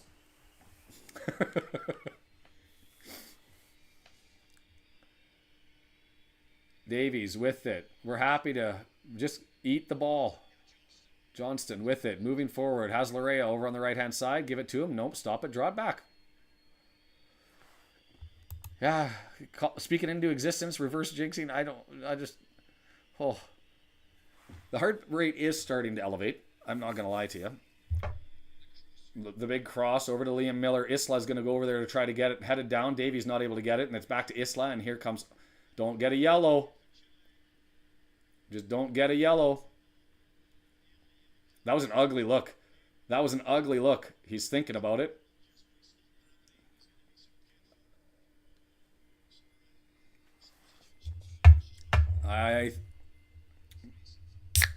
No, I don't think there was much more in that to end up getting a yellow. Do you? Oluwase, good for him. I think this is his third cap.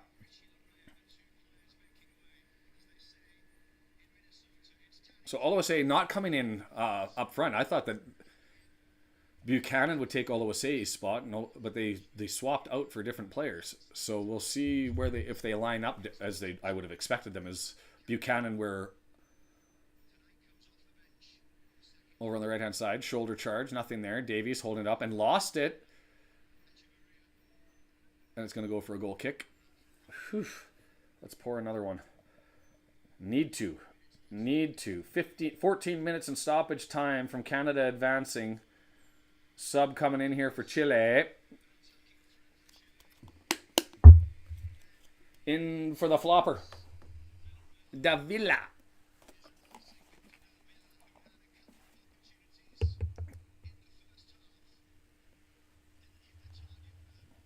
He gets points for artistic impression.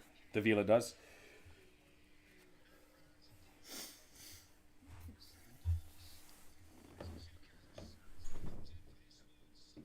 So Osario's still in the midfield. Buchanan, Okone, not an option yet. Maybe he comes in 7-8 minutes or so. And Buchanan does take Larea's spot over there. And so Oluwase must have come in. Was it Kyle Lauren? Was Lauren the other sub? I'm assuming so. There's Oluwase. Well done holding that one up. And it was Kyle Lauren and Oluwase. Open your account, sir. I'm pretty sure he hasn't scored one. That would be just a wonderful way to put a cherry on the top of this one. Davies into the box, and he's lost control and is rolling out. And he did the sumo's flop on top of. Davies just hasn't. Tell me I'm wrong. Davies hasn't looked good in about 2 years. I mean, for Bayern and for Canada, just not the same as the magic that he had the first season with Bayern and the World Cup qualifying year for Canada. I've said that before.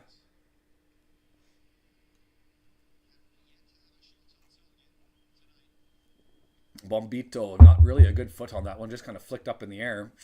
It's flicked on. Osario knocks it down, gets it over to Liam Miller. No, too far, and it's going to be a throw-in coming this way.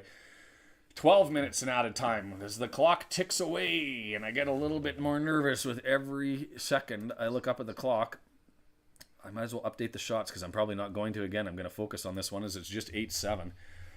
Whoo-wee.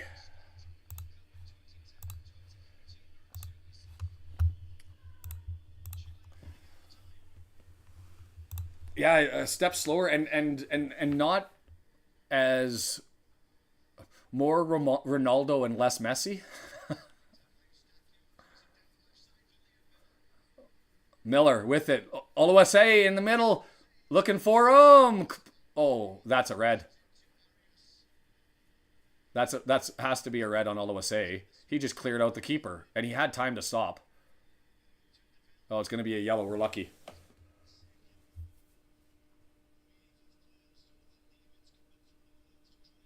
He had time to avoid this. Sorry, he had the keeper didn't come into him. No.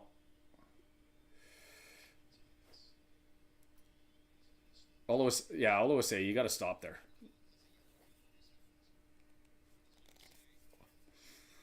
They say it's harsh.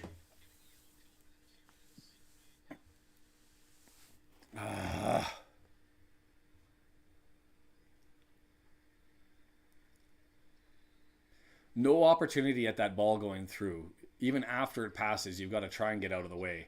Do I think that the Chilean goalkeeper went to the right and stayed instead of and initiated some of the contact? Sure. But Oluwase has no business running into him like that.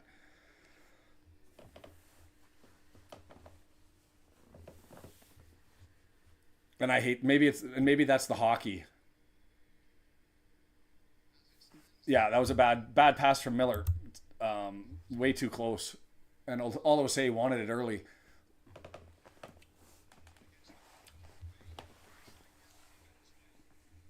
But I have to admit, sometimes I have a hockey influence on things, and there is a special rule that you just don't touch goalkeepers. And I think it's at a standard that even despite the same principle existing in football, probably it's even more sensitive in hockey. And so incidents like that I have no tolerance for, even though he's wearing the white jersey, and I quite like this kid. And I say kid, he's 24, but it's his third cap?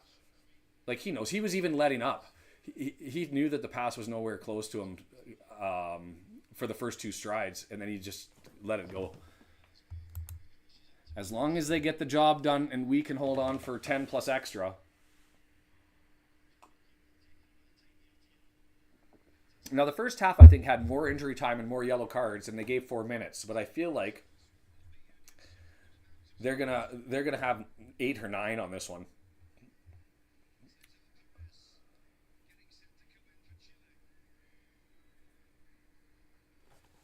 Oh boy. Venezuela or Mexico looming in the distance. We're only in the 82nd minute here, so that's fascinating, RKO, that your guys are that. Yeah, and brilliant insight again from Kim. That's the same sort of rules apply, I guess, is you sort of expect goaltenders, quarterbacks, goaltenders in football not to be, the level of protection over in ice hockey. It's usually self-protection because we allow the fisticuffs to occur. They'll just grab somebody even if it was their fault. Even if it was their goalkeeper's fault, you touch the goalkeeper, you're getting dummied. Oluwase trying to win the battle, can't. Liam Miller trying to win a battle, can't. That's chested out. It's going to be our throw. 82nd minute. Let the clock roll. And if you're not on it, so if you're not Liam Miller, don't go and take a throw in. Anybody else should.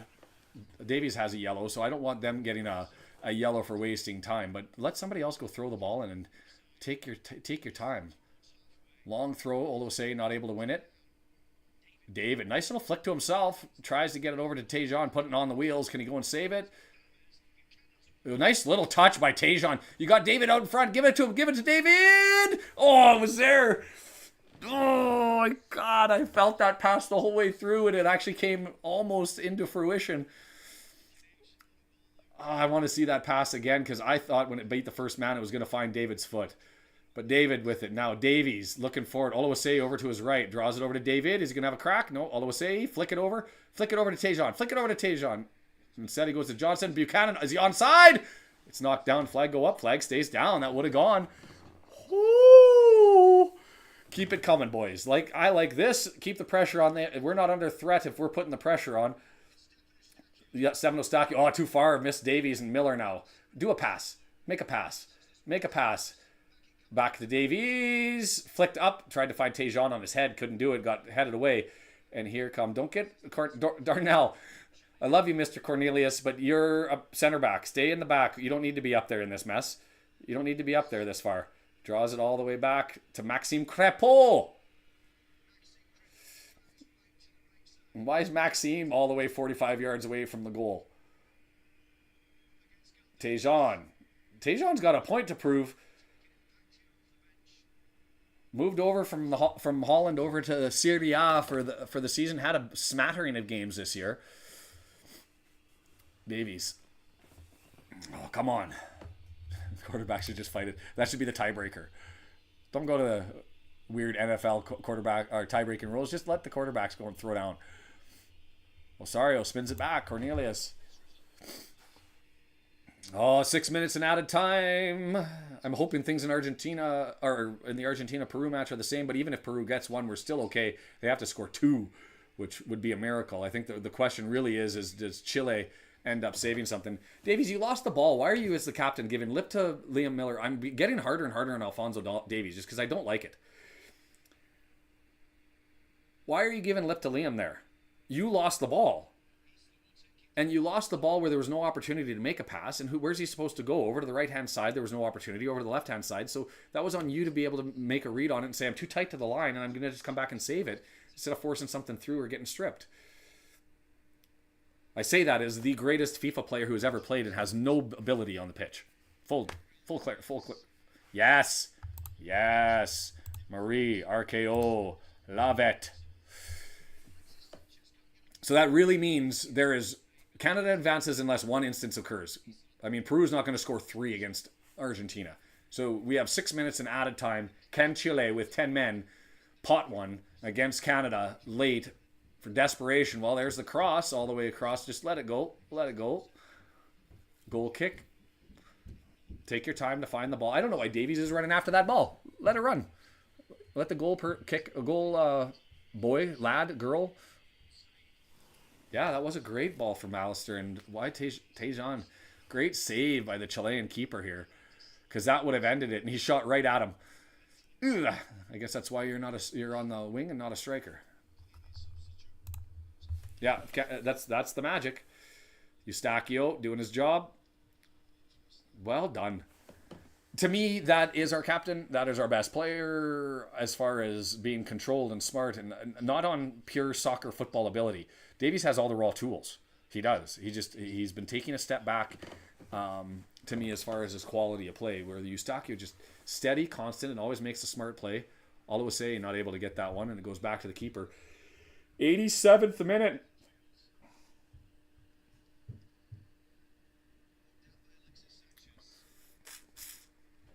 Chile gonna get it. Long ball forward and onside. Crepo has to come out and chest it away. Oh. Thank you, Max. Well, you make me nervous. Where was our back line on that one? We were missing Bombito over on the right-hand side. Cornelius kept the man on side and was over on the left, and they found him with Bombito nowhere around. Bombito coming back. Switch over to the other side. Loving this. Keep possession, and away we go. 57% possession, by the way.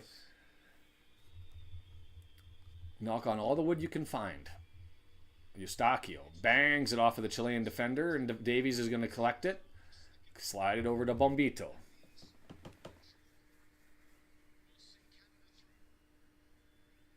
Got to be frustrating for Chile if you go through this, because knock on all of the wood that you can find. An entire tournament, 3 group games, and not a goal. Like, you can't blame anybody when you don't score a single goal in 3 of your matches.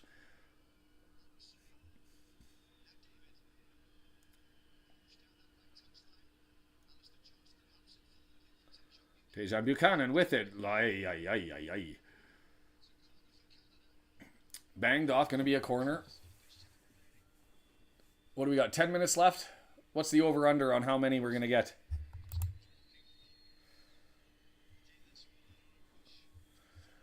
And now the faces are a little bit more despondent. The Chileans in the crowd.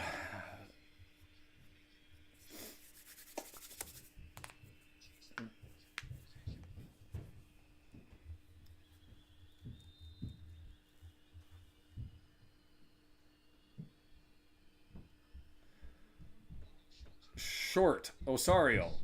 Get it over to Davies. Oh, they're just going to keep it over. Tejan. Is he going to the corner flag already? He is.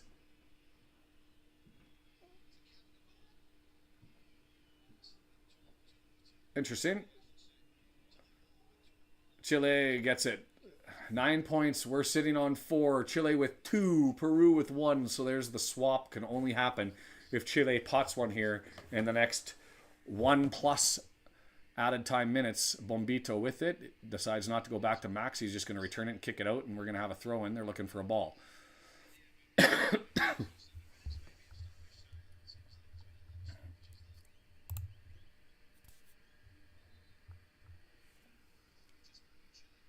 You might be ahead of us if you're saying that there's a header off a post. If you might be ahead of, this is what's going to happen?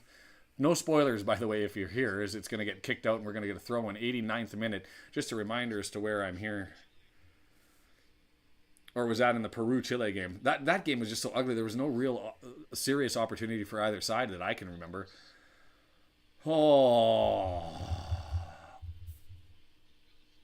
Oh, for Peru. Thank you. Don't give me those heart attacks. As we do have a Tozer bomb coming. There's Kim with it. The Tozer throw in, long ball. That wasn't a Tozer bomb. That was too flicked on. Oh, danger, danger, danger. Whew, Eustaquio. Just chest sit down with all the chaos. There's 2 Chileans over on the far side and managed to get flicked up over to the far post. They were there with numbers around them. And instead, it bounces up, and they ended up knocking it back to Maxime, who collects it. 90th minute, 6 minutes of added time. I'll take that. I thought that they could add as much as 8.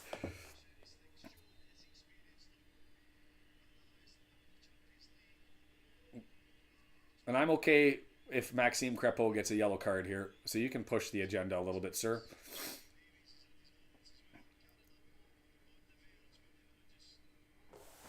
High ball. Headed up forward. Bombito, chest down, flicks it back over. Jumped over top. What? Somebody tell me how that goes the other way. Somebody tell me how that's a Chilean free kick. Or they called it a throw-in. They said no foul, so it's got to be a throw-in. See, the Chilean players don't even know what's going on because the play was so nonsensical. Eustaquio trying to find a Liam Miller. He gets to him. Liam kicks it around, dances around him. He's got one more to beat. Liam with a yellow, got to be careful. Davies with a yellow, got to be careful. Don't want to late. If we're going to advance too, you got to start worrying about those guys picking up another yellow and getting suspended as well. David over to Tejan Buchanan. Scores! Oluwaseyi with his first ever for Canada. And we are going on, baby. Oluwaseyi. I hope I'm pronouncing your name right, sir. All the Canadian fans sitting there, complete disbelief. Just like, did that just happen? Oh, they're calling the flag. They said the flag was up? Oluwaseyi, watching. Oh, he's offside. He's offside.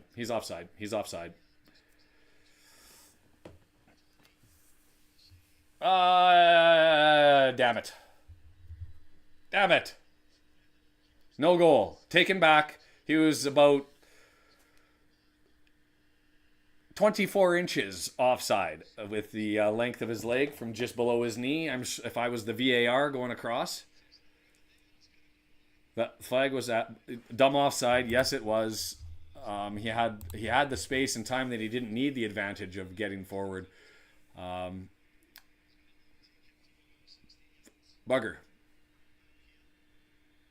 VAR having a look. Yeah. Play on. Add another 30 seconds to 45 seconds to the end of the 6 minutes for that exciting but uneventful ultimately interlude. And my inability to catch that one, because that one was not that light. Like, that was almost half a... Yeah, like from the knee down on his right side, and he didn't have to be there. He already had position. He was on the inside, but he got overexcited. Pushed forward by Davies. It's going to be a Chilean corner. Chilean corner, 93rd minute, 94th minute. Right-footed outswinger coming. Everybody's coming forward here. Keeper sitting at the halfway line. Far post. Cleared away. Bombito, the defender, goes out and just says, I'll take care of this, and goes and chases it down. It gets cleared back forward. Osorio going to hold it up. Let it roll out. And there we go. Take your time, boys. Take your time. It's over. So 0-0's good for me. I will take it. Bring on, I'm hoping, Venezuela or Mexico. I would like to see Venezuela just because we always see Mexico, even though I'd like to advance to the semifinal, and I think it's more likely to do that against Mexico. Miller in for David. So we're all men back.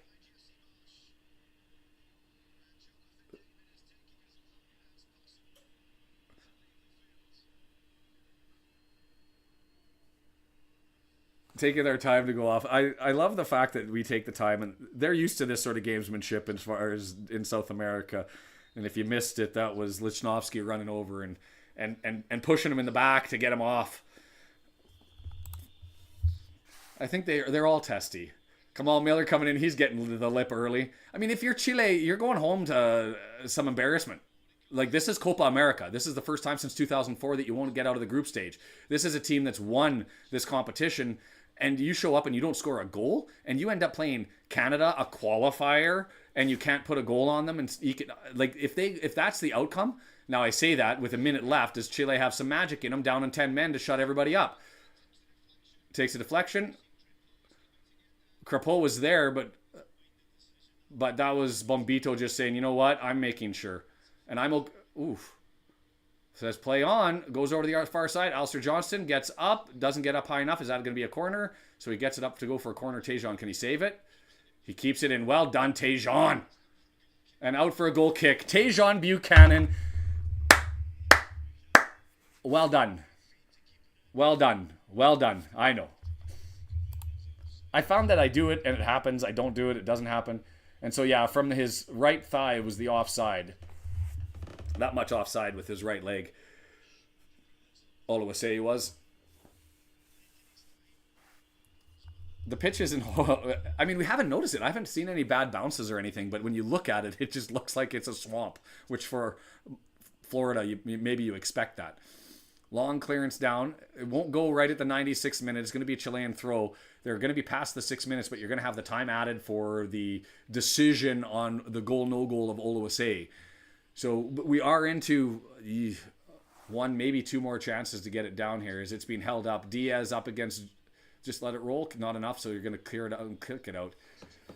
This would probably be it. They're looking for a ball from the ball boy, and a fan gets it over to him, and away they go. Long throw, going to be in. I would think that if we clear this, it's over. I think if we survive, we're on. It's all here right now. Let's go. Now we're going to take some time in the middle of the boxes. Somebody just got turf with the right hand. Grabbed him by the shirt and gave him a shove, and they're not even showing it now. Alistair Johnston smiling at him. That was the big number 22, the tallest guy that's in there, and I don't know who he mauled over, but anyways, I wish they would have kept it on because I missed out on that entire situation. Stillman, thanks for the subscription. If you... It's, flicked on Eustaquio, who's been there twice now. Sanchez with it. It's still a mess in the box. Sanchez. I like the fact he's... Crapeau! Woo! Grabs it. He literally, willed that into his hand. He was in his hand and he, did this whole thing to try to keep it moving forward as it bounced around. Eustaquio couldn't get it out.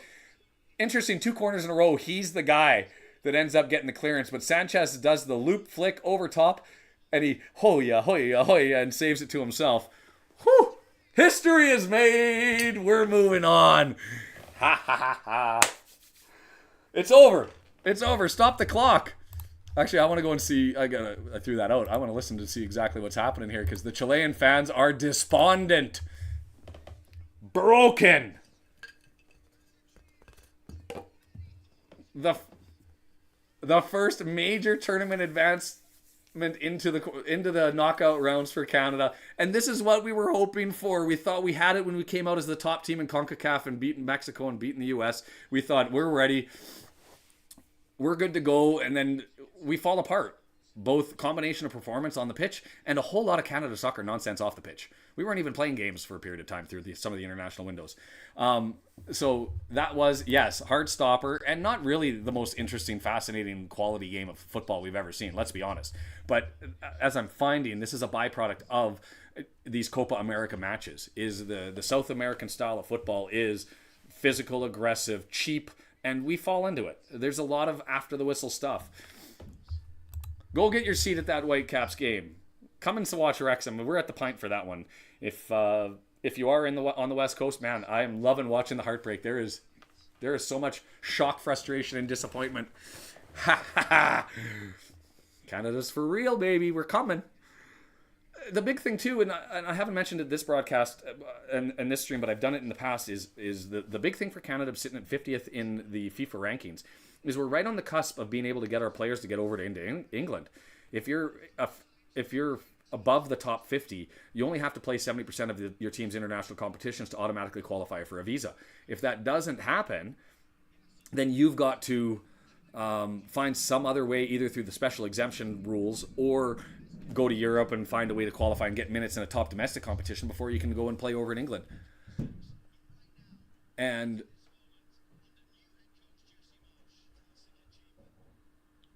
I'm just watching to see if there's a little bit of drama here as they're kind of looking around. Kamal's in shock, but it looks to be mostly hugs. So getting these wins is important, and I don't think that Canada's necessarily a top 20 team, but I certainly think we're a top 30 team. But we've had to get some results, and we've looked like we've struggled in the last couple of years. Hey, Brendan, thanks so much for being here as always, buddy. Enjoy. Well, I guess you guys are probably next weekend with July 4th down in the U.S. Tinfoil on the knuckles next game. Yeah, we'll shut up during the anthem because I'm listening to the song. Well, the next one is going to be either Mexico or Venezuela. I mean, let's look at Group B just while we're at it. And another thing, before everybody signs out of here, if you're on the Red Horde and you're not over on Global Watch Along, feel free to go over to Global Watch Along and hit the subscribe button. If you're over on Global Watch Along, then feel free. Oh, we got a streaker on the... Not a streaker.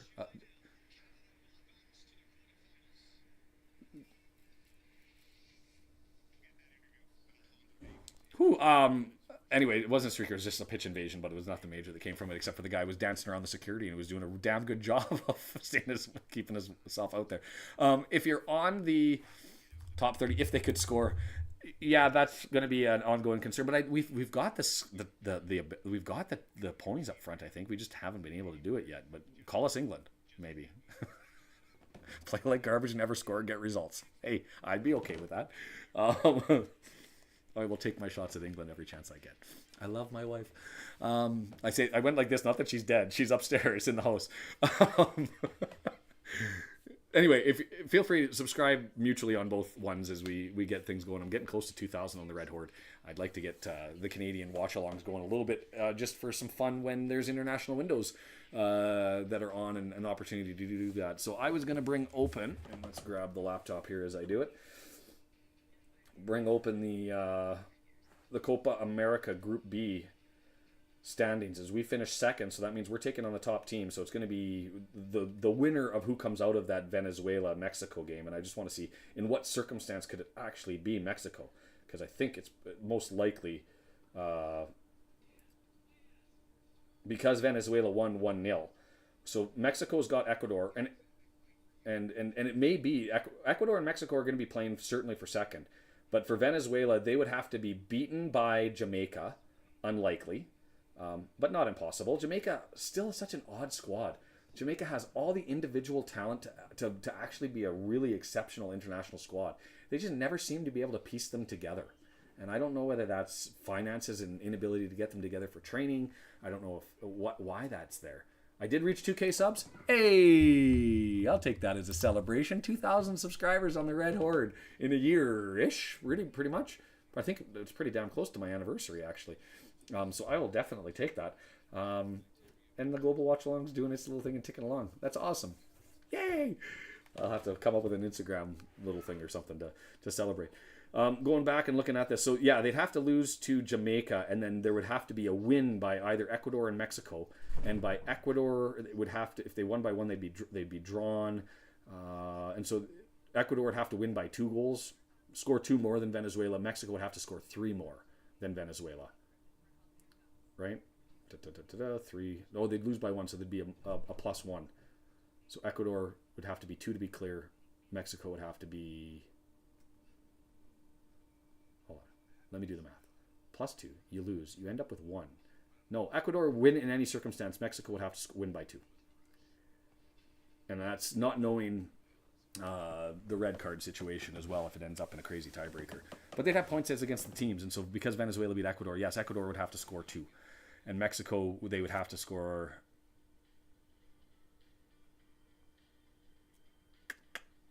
Anyway, it's a goal for difference situation. We'll figure that one out. Maybe I'll look into it a little bit more. I'm excited. Let's just focus on the prize. Not the prettiest game. Benefited from, you go back to the yellow cards, the double yellow cards. The first one, certainly a yellow in all circumstances.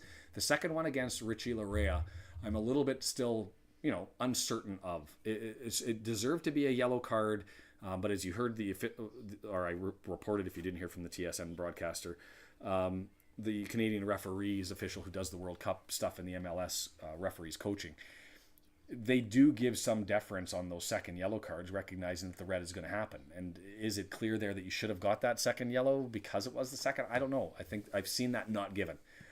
It definitely deserved to have been a yellow, but given that 23rd minute, I think it was, you're going to end up kicking somebody out and they're going to be down a man for the entirety of the game. I'm sure that Chile is going to talk about that. There's going to be a lot of people upset about the refereeing and how we've now benefited from 2 red cards. But in both instances, they were deserved. In fact, in the Peruvian match, I think that they should have been down to 9 men. Mind you, if they were down to 9 men, Bombito deserved probably a red for that elbow to the chin. But VAR is there. They're looking at it and they're saying it's not excessive force. So you can lightly punch people and elbow people and headbutt people in the head. That's the sense that I'm getting. Anyway, Canada moves on. Climbing the ladder. We'll get some FIFA points out of this because we're going to play an extra game. And when is that game? Let's go to the knockouts. July 5th. Oh, that's a Friday. I know that because I'm working from home that day anyway. So that's a home game. So Wally will be here for the Venezuela match, and I get to set that one all up. And you can watch tomorrow England versus Slovakia, Spain versus Georgia. Wouldn't it be amazing? Portugal throws a game to Georgia. Georgia comes out and knocks out Spain. Let's just talk about the narrative. If I was Portuguese, I'd be praying for that to happen. It would be the most amazing outcome of all time. They lined it up. England, can they score? Can they do a thing? Who knows? Poke a stick at them. Mexico, Ecuador, they're going to be fighting for their survival to end up getting an opportunity to play Argentina in the quarterfinals. And then you've got Venezuela trying to ensure that they don't lose to Jamaica and open the door on a goal 4 situation to slide into second and get Argentina instead of us. So we're there. We're in the dance. Would love to see us pull out another shocker, and which would probably bring us in a semifinal against Argentina. Can you imagine? Like, how mad is this whole Copa America thing? The United States loses to Panama. Canada's through to the quarterfinals. I think deservedly so, but also with some favor in the activities of the other side.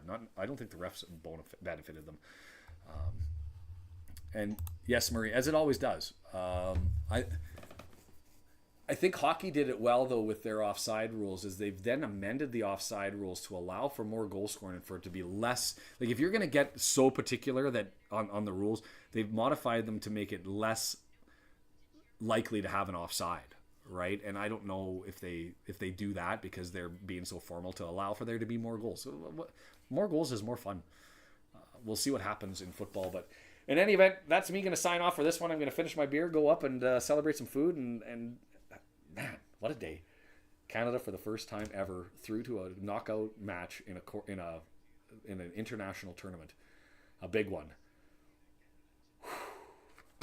It's a good day. It's a good day. Thanks for being here with me. Like, comment, subscribe before you leave, just to let it run its story, and we'll be back on July 5th for another one. Enjoy the long weekend for those in Canada, for those of my American friends who are going to get that next weekend, and wherever you are, if you have holidays, I guess, coming up, because I don't know all of them internationally. Thanks so much. Canada por la... And we're getting the people coming in to let us know their thoughts on everything.